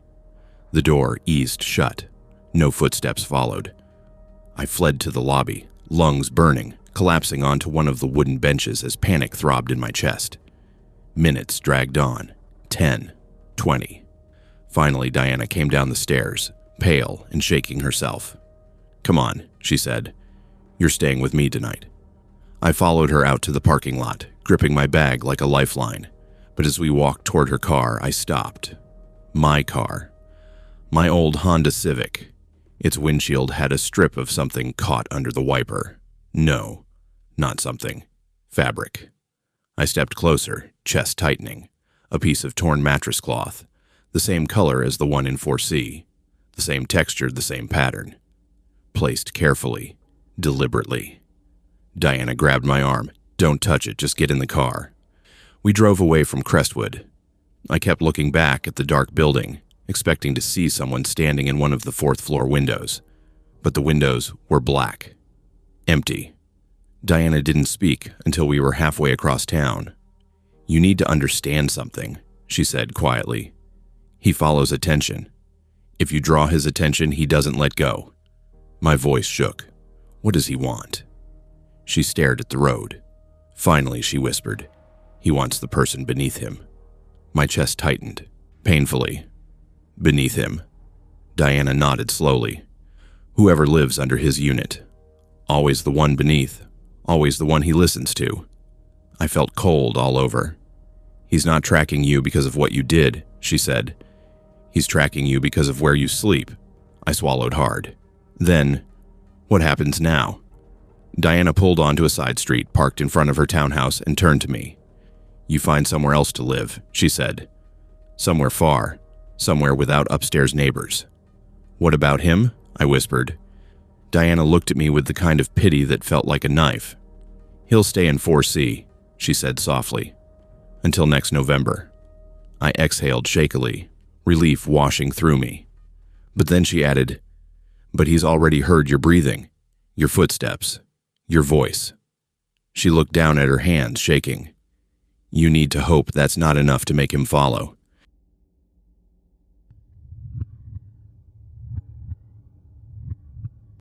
I've been riding the Route 61 night bus for almost 5 years, not because I like it. Nobody enjoys a bus at 1:45 a.m. in November. But because I work the overnight shift at a fulfillment center outside Madison, Wisconsin. My car died years ago, and between rent and bills, public transit became my only real option. Route 61 was dependable, predictable, boring.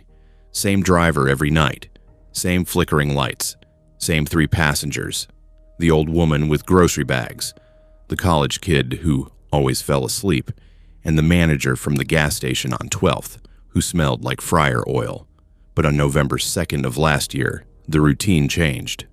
I clocked out late, around 1:35 a.m., and jogged across the parking lot to the bus stop. The wind was sharp, the kind that stings your face and smells faintly like snow. As I approached, I immediately noticed something wrong. The bus was already there, too early, and it was the wrong bus model. Route 61 always ran the same Vantage low-floor buses. This one was older, an early 2000s model with square edges and fogged side windows. The route number displayed on the front was correct, but the screen flickered, the LEDs glitching. I hesitated, waiting to see if the regular driver, Gary, was inside. But when the door opened, the driver wasn't Gary. He was someone I'd never seen before.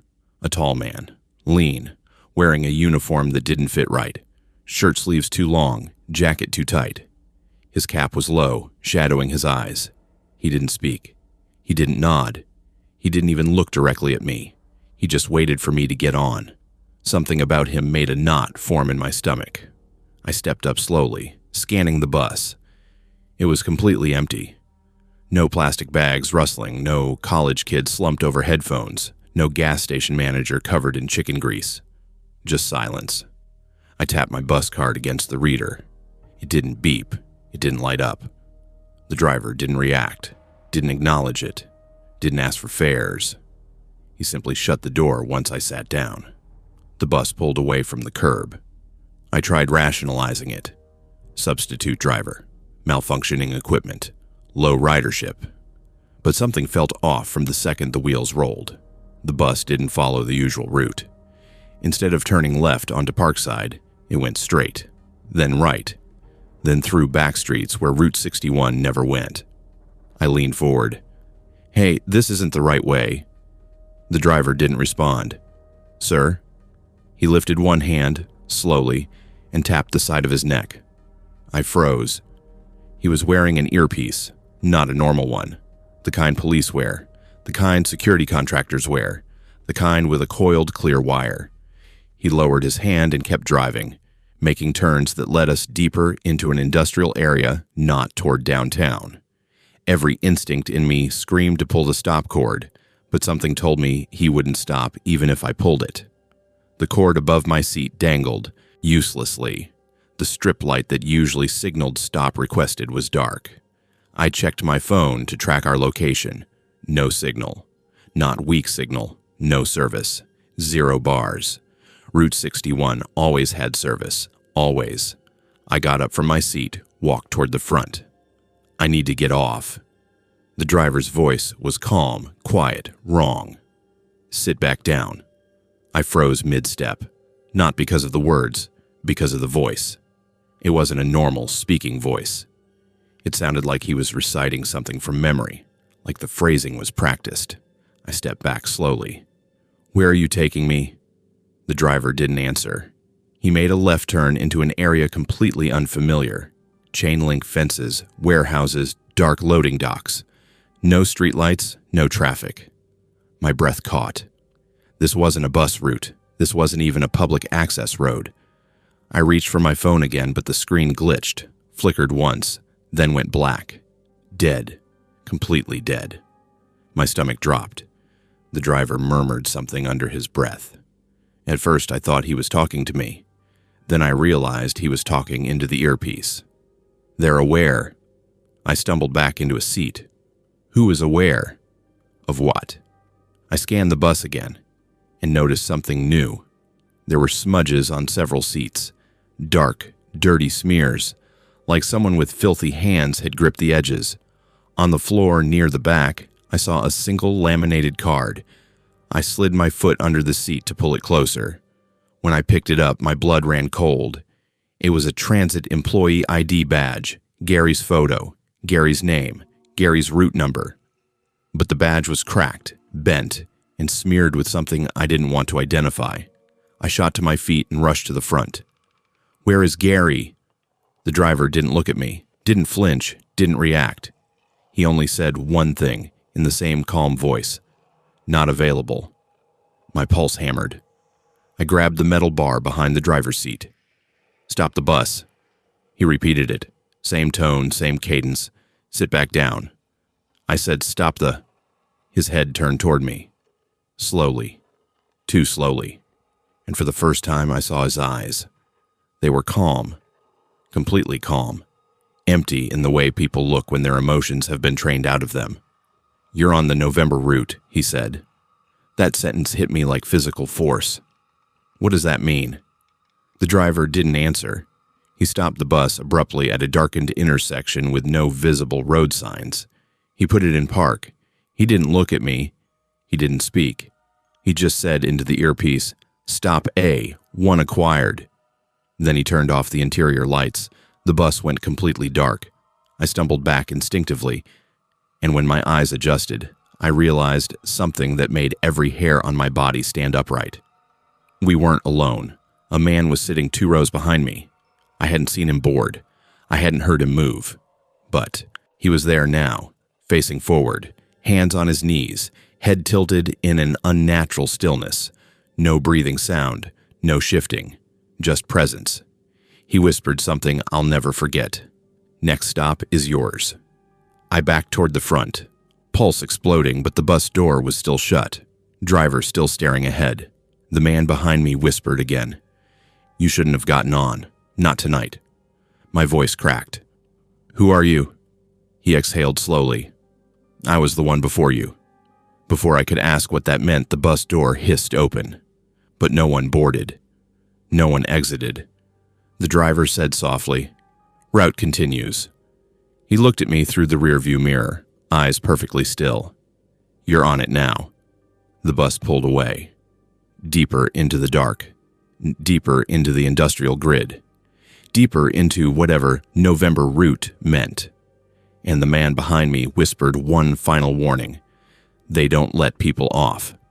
The bus moved deeper into the industrial district, the windows fogging from the temperature change, the outside world fading into a blur of shadows and corrugated metal. I sat rigid in the second row, pulse racing, breath shallow. The man behind me, the one who appeared from nowhere, didn't move except for the small rhythmic rise of his shoulders. The driver didn't look back. He just drove with a level of calm that didn't match the terror shredding my insides. I grabbed the stop cord again, pulled hard. Nothing. No click, no sign. The cord wasn't connected to anything. The man behind me whispered, "They disconnected the system for November." My voice trembled. "Why?" He stared forward, expression blank. "Because this isn't a route. It's a transfer." The word transfer made my stomach tighten. "Transfer to what?" I asked. He didn't answer. The bus turned again, passing a chain of abandoned loading docks. These buildings weren't active, not for years. Windows boarded, lights busted, graffiti sprayed over old signage. No homes, no businesses, no traffic, no witnesses. We slowed near a building with a rusted freight elevator sticking out from the back wall like an oversized metal tumor. The driver tapped twice on his earpiece, approaching B. Then he parked. My throat closed. "Let me off, please." The driver didn't move. The man behind me leaned forward, his breath cold on my neck. "Don't beg, it makes it worse." I spun around. "Who are you?" He blinked once, slowly. "Was a passenger, like you, last November." "Then how are you here?" His lips twitched. "Transfers don't end. They cycle." The bus door hissed open, letting in cold air that smelled like wet concrete and rust. Outside, two silhouettes appeared, men in dark jackets, their faces obscured by the shadows cast by the bus headlights. They didn't rush. They didn't shout. They walked with quiet, deliberate confidence. Predators who expected obedience. I slid into the aisle, heart pounding so hard it blurred my vision. "I'm not going with them."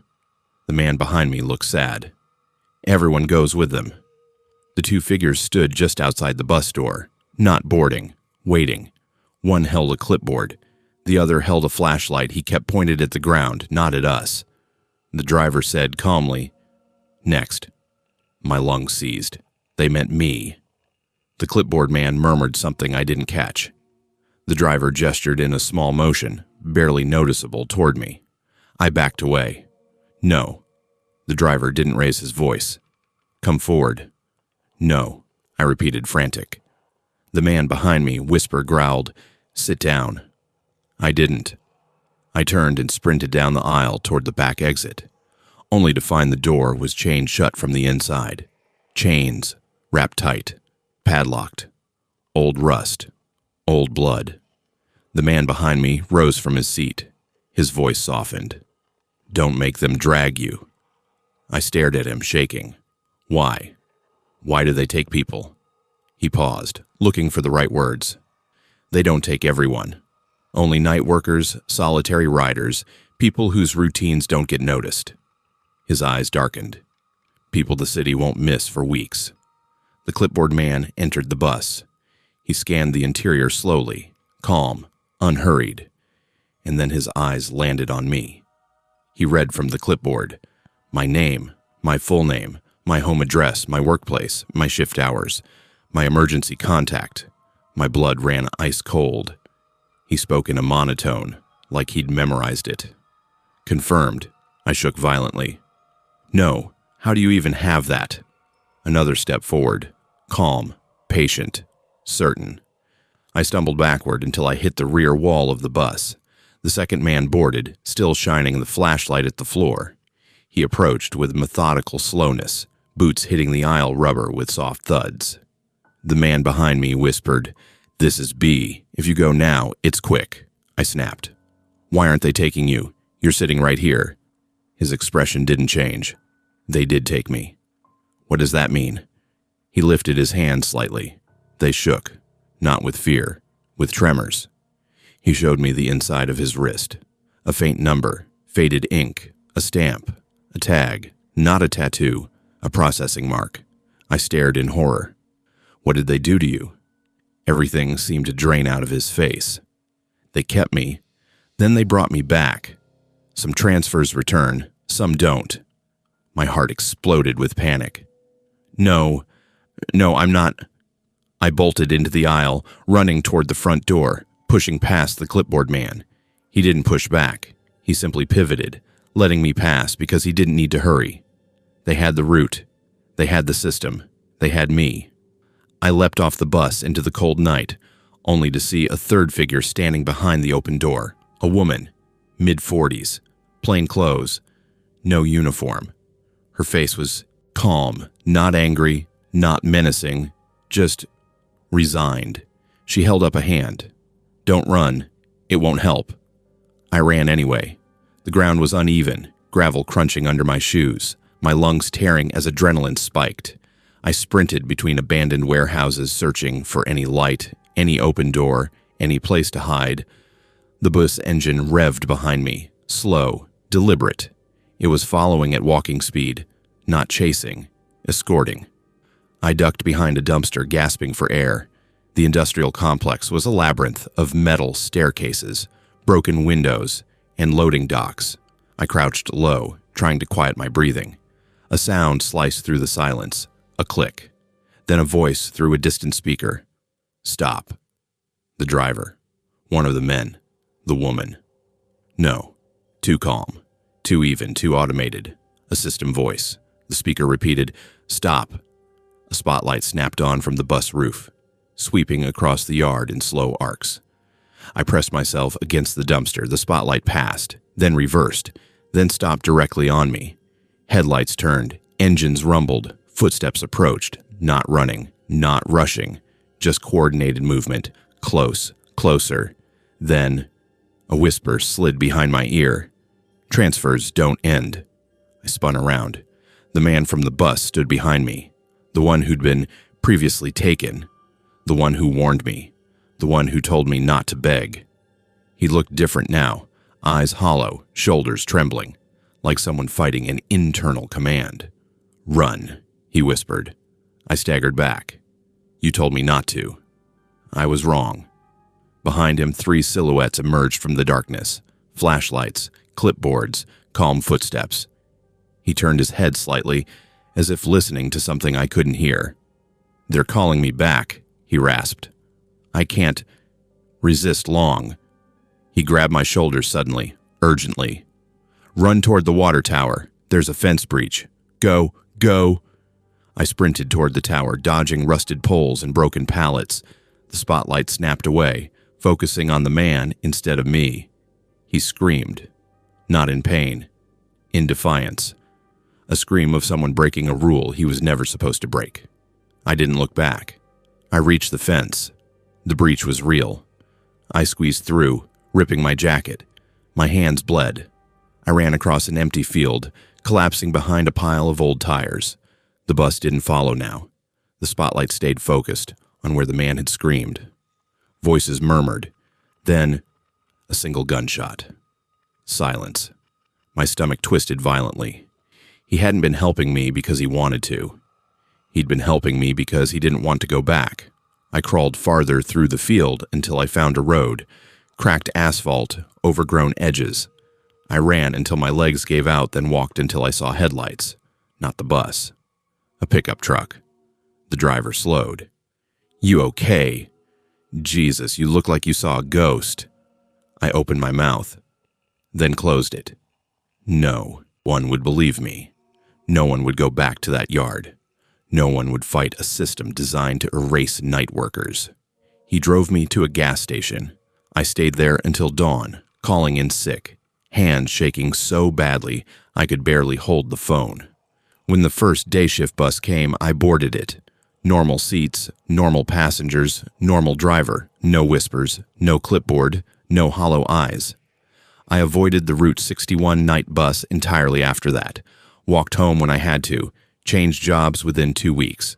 But every November, the transit system updates its holiday schedule, and buried near the bottom of the PDF in small gray text is a single note. Route 61 operates limited overnight transfers during November. Transfers, not routes. Transfers. Last week, I walked past a bus shelter on my way home. A laminated badge was lying on the bench, cracked, bent, dirty. A name printed on it. My name. And written across the photo in marker, confirmed.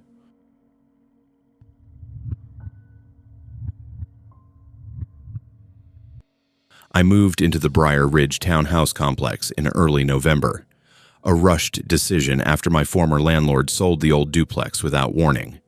The place looked normal enough from the outside.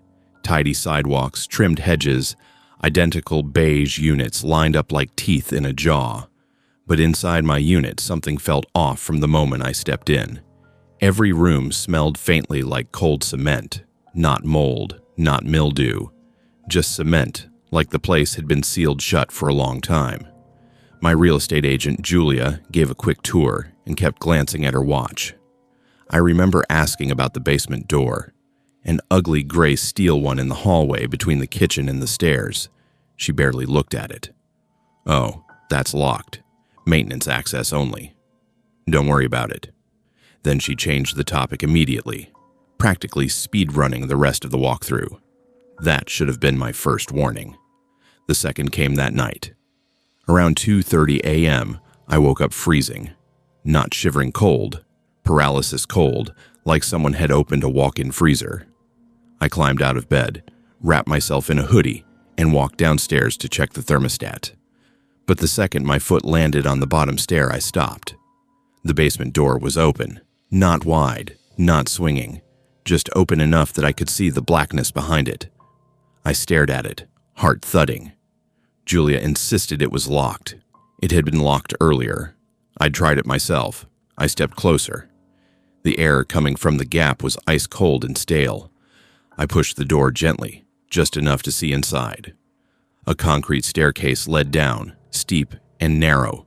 No light switch, no railing, just descending darkness.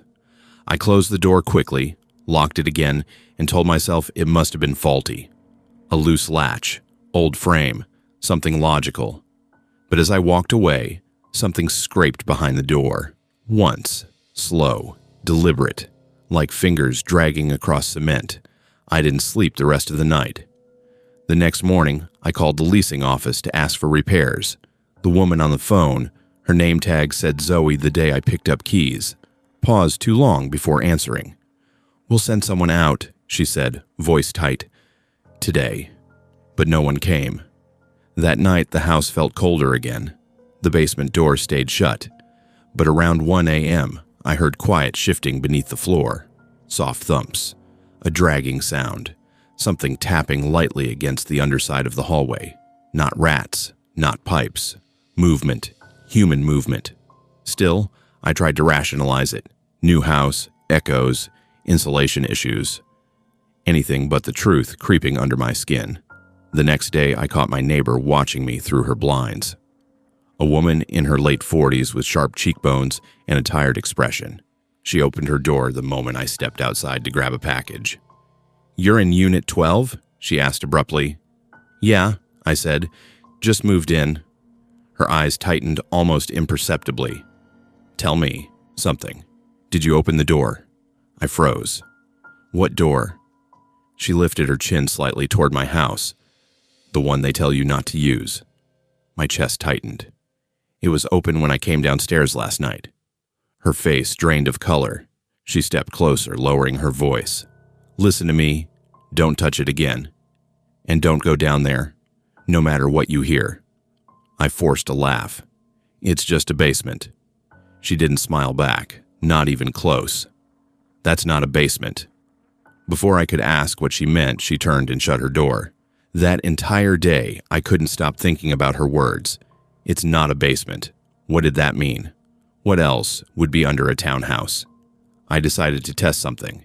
At 4:00 p.m., I wedged a small piece of paper into the basement door frame, right between the door and the jamb.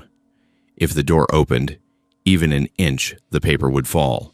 When I checked at 10:00 p.m., the paper was gone. The door was locked. No scratches, no dents, no sign of tampering, just the absence of the paper. I felt my skin crawl. I slid another piece of paper in.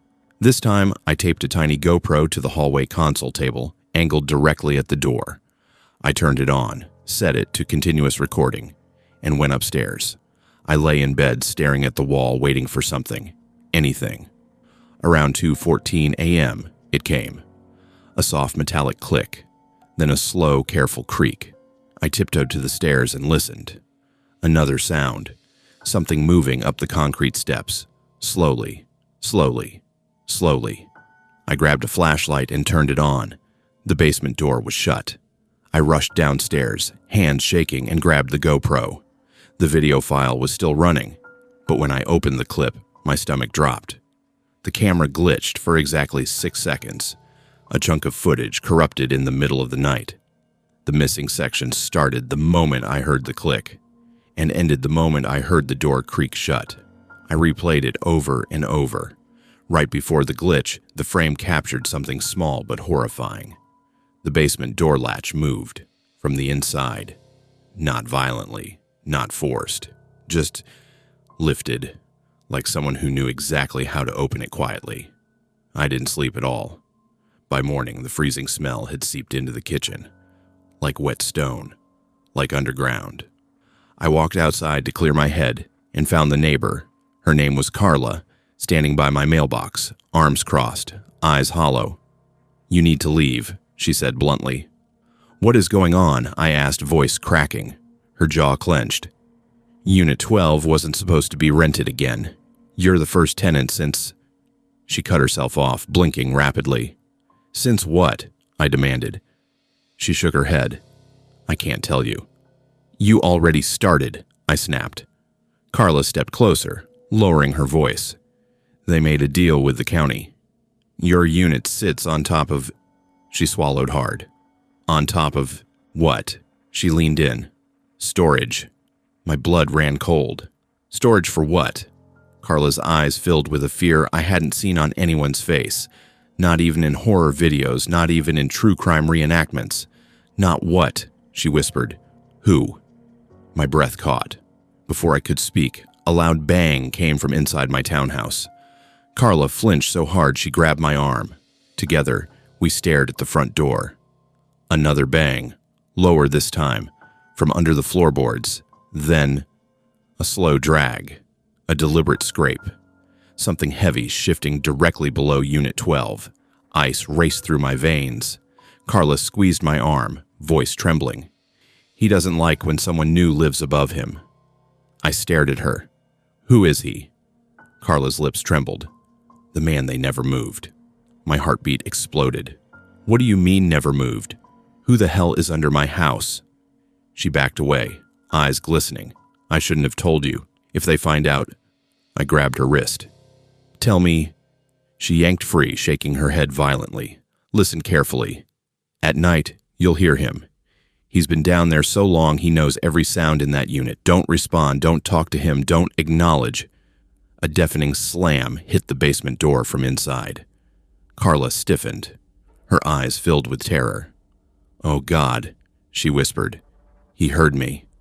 The basement door handle twisted violently. Once, twice. Then a slow, steady pattern, like someone trying combinations, feeling the pressure, testing the lock. Carla took a step backward, shaking uncontrollably. I need to go." She ran into her townhouse and slammed the door. I stood alone in my hallway, staring at the basement door as it rattled softly. Then it stopped. Silence choked the air. I reached out slowly, placing my palm against the cold steel. For a moment, nothing happened.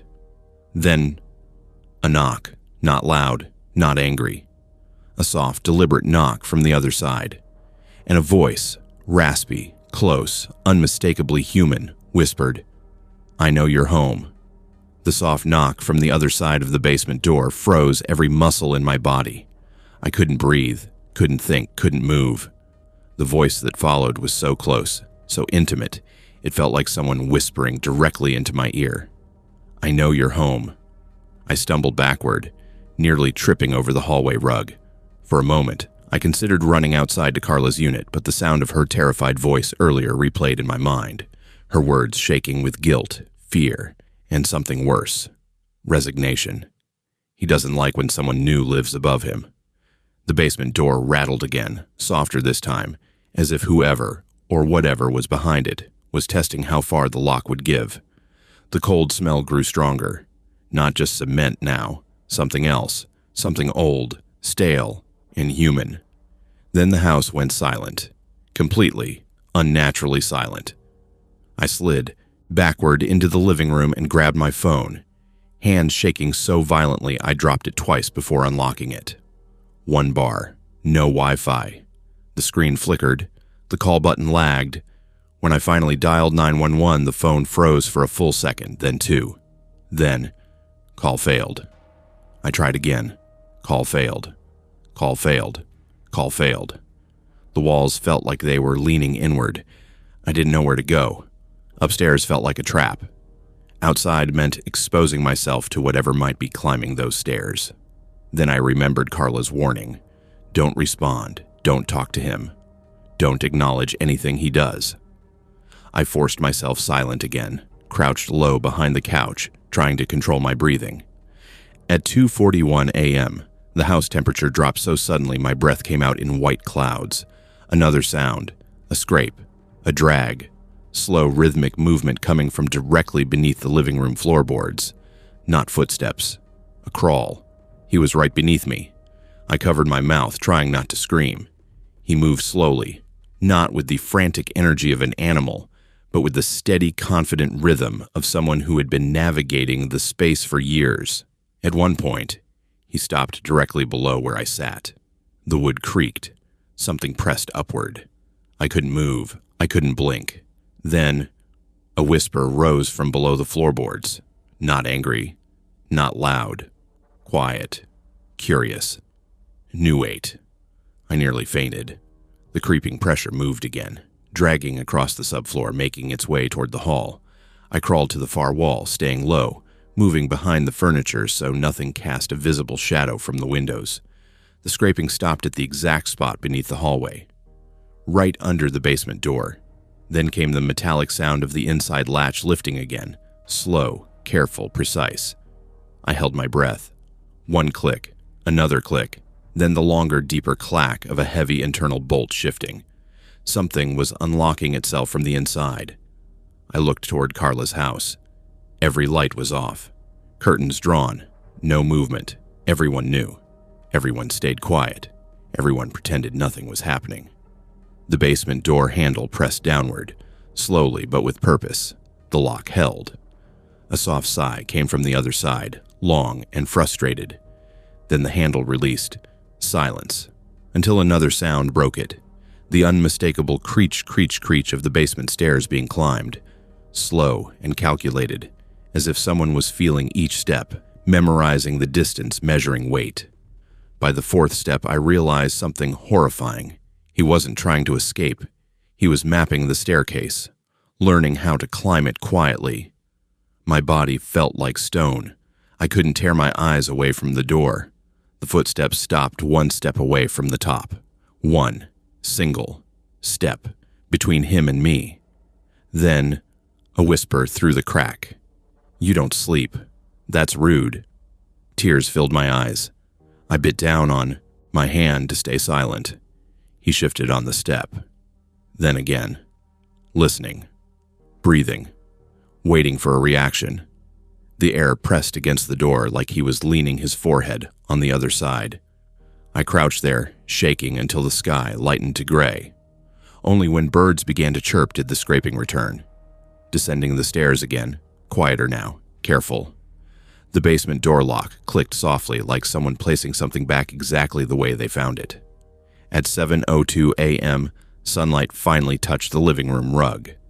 I grabbed my keys and bolted out the door, Carla opened hers the moment she heard me. "You need to tell me what the hell is under my house," I gasped. She stepped aside and motioned me into her living room.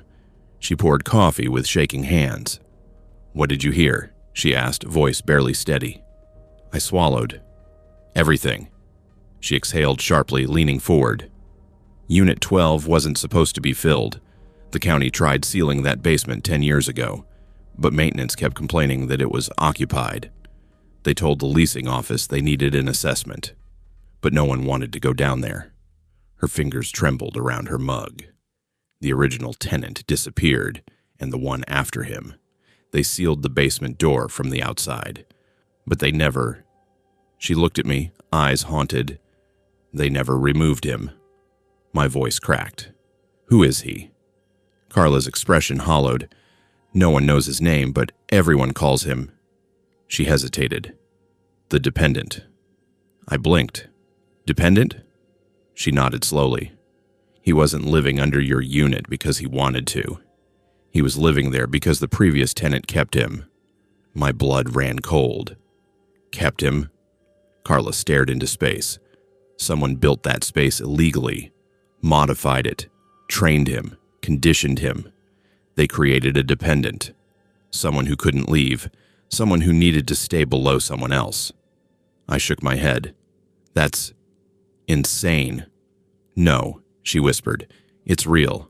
They found restraints once, food containers, bedding, a calendar carved into the wall." I gagged. She continued in a quiet, broken voice. "They said when they sealed it years ago, they heard him knocking. Someone said he whispered through the ductwork begging for the tenant. The county told them to close the unit and forget it." I felt dizzy. Carla leaned closer. "He's been alone down there ever since. For years. No light, no sun, no voices except for the footsteps above him." She swallowed hard. "So, when someone new moves in, he thinks you're his." The room spun. "How do I get out? What do I do?" She grabbed my hand hard. "Make no noise at night. Do not go near the door. Do not respond to anything. And above all, do not open it." Another slam shook my house. Carla went pale. Another. Then a scraping climb. "He's trying again," she whispered. I ran outside. My basement. Doctor was shaking violently now, harder than before, as if something was angry, desperate, shifting, testing, determined. I stepped back, heart pounding. The door stopped. Silence. Then, a whisper slid through the crack. "You came back." My stomach plummeted. I backed away slowly. Then he whispered again, voice trembling, hopeful. "Let me see you." I ran. I drove my car to a cheap motel across town and didn't go back for 3 days. When I finally returned with police and a locksmith, the door stood perfectly still. They opened it. Concrete steps, cold air, darkness, no one. Empty. I almost collapsed with relief until one officer knelt and shined his flashlight on the floor. Scratches, fresh ones, shaped like fingers, clawing toward the stairs. Another officer pointed upward at the subfloor beams. Words had been carved into the wood grain, ragged and desperate. "Don't leave me alone again." I felt sick. I moved out that same night. The leasing office refunded my deposit immediately. Too quickly. No apology. No question. No explanation, just silence. Carla wouldn't open her door again. I left Briar Ridge behind. For weeks I tried to forget. Then last night, tucked under my windshield wiper outside my new apartment, I found a single strip of concrete dust and a piece of paper. On it, written in jagged handwriting, "I found your new floor."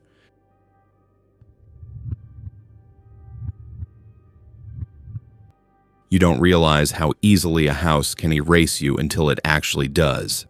I moved into 198 Willow Street in November because it was the only place in my price range that didn't require a lung, kidney, or cosigner with perfect credit.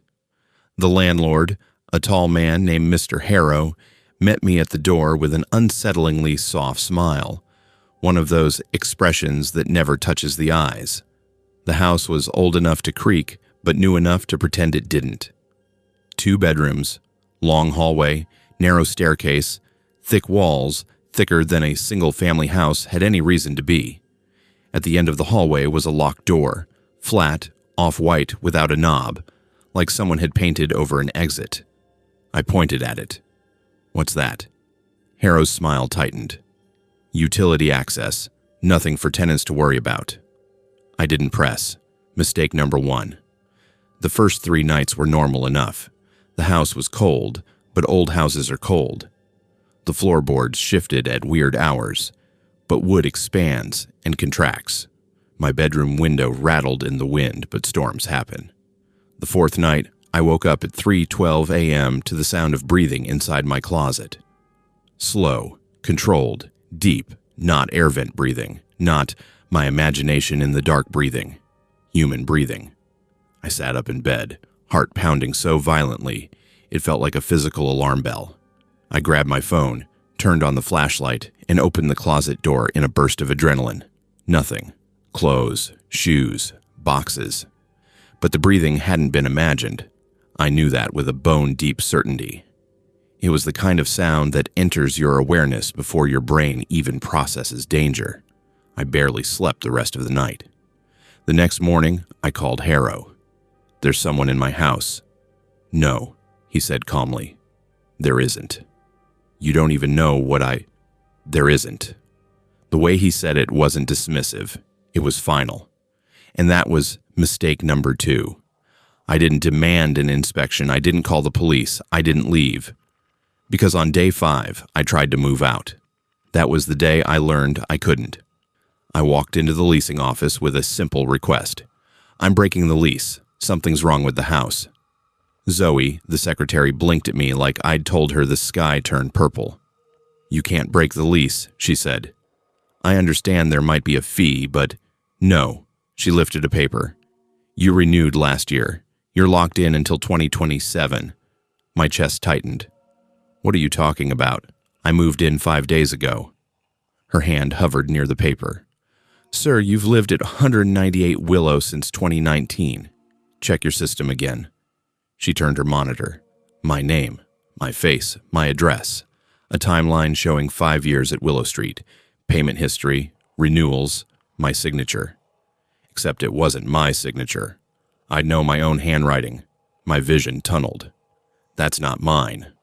Zoe's expression didn't change. She handed me a stapled packet, copies of the lease agreements, dozens of pages, dozens of forged initials, dozens of signings I didn't remember, because they never happened. "Why would I sign renewal papers before I lived here?" I asked, voice cracking. Zoe tapped the first page. "Because you've lived there for years." Mistake number 3. I left without pushing harder. When I returned home, my key stuck in the lock. Not like a broken lock. Like it didn't belong. Like the lock didn't recognize it anymore. It took me 9 tries to get the door open. Inside, the temperature had dropped to near freezing again. My breath fogged instantly. I checked the thermostat. 72 degrees. The vents blew warm air, yet the house was cold enough to hurt. But the worst part was the smell. That same smell from Story 7. Cold cement, dry earth, human enclosure. It seeped from the walls, from the floor, from the locked utility door at the end of the hallway. That door. I pulled at it again. Still locked. Still knobless. Still wrong. As I pressed my ear against it, something brushed the door from the other side. Soft. Slow. Like a fingertip tracing the outline of where my head touched. I stumbled backward and ran upstairs. That night, the breathing returned. Not in the closet. Behind the wall. The rhythm matched mine. When I inhaled, it inhaled. When I held my breath, it held its breath. When I exhaled, it exhaled louder. As if answering me. As if learning me. Around 4 a.m., I heard slow dragging in the ceiling crawl space. Measured, deliberate movement following my steps. Mistake number 4, curiosity. On day 7, I went to the county records office. Property owner history for 198 Willow, please. The clerk pulled the file. I scanned it. Owner since 2001. Harrow and Sons Property Group. Tenant since 2019, me. Occupancy status, active, continuous verified. Verification initials, ZM.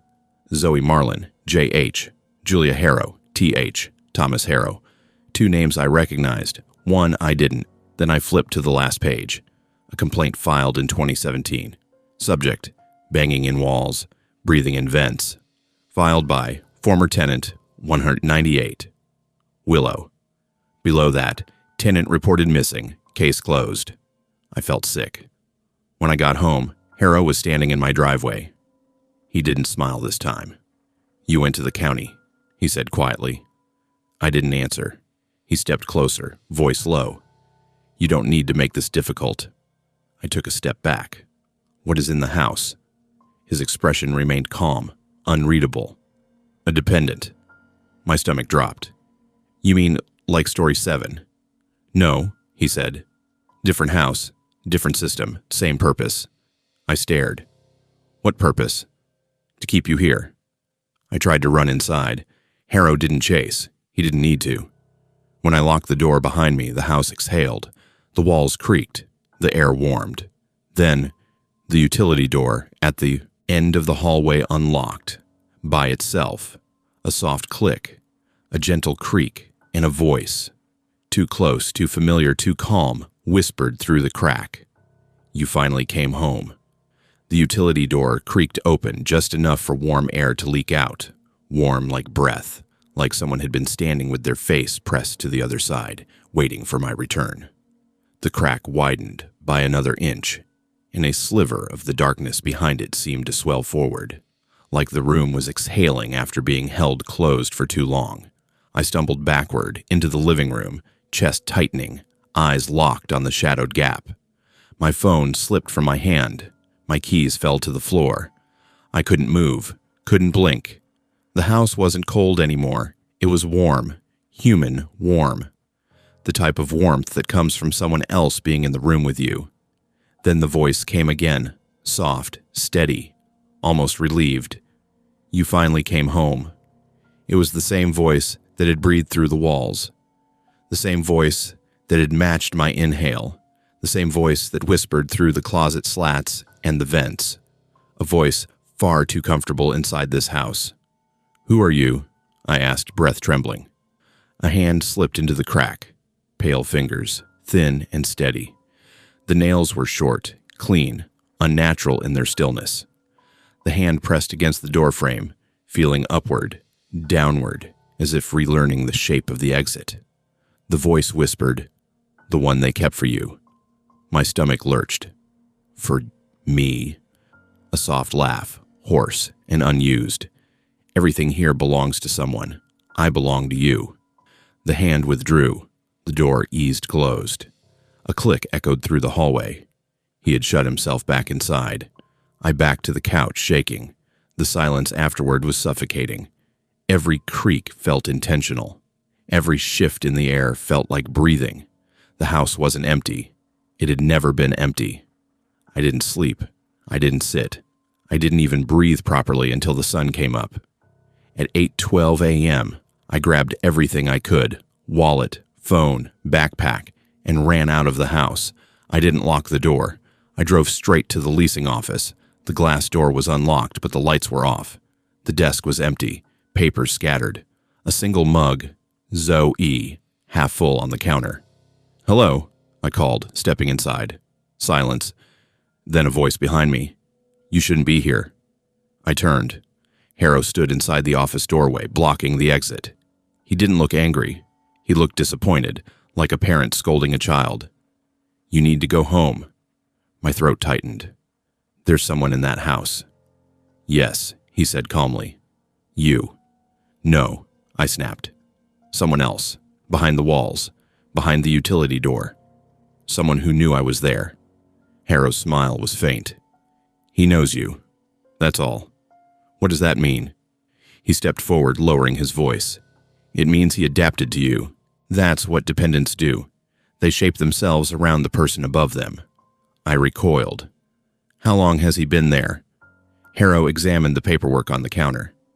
10 years, maybe 11. I stared, horrified. No one checked. No one removed him. "We tried," Harrow said softly. "Twice." He reverted both times. By the third attempt, he'd begun copying voices, footsteps, breathing patterns. He began waiting. My blood went ice cold. Waiting for what? For someone to live above him. Someone stable. Someone consistent enough to keep him from deteriorating.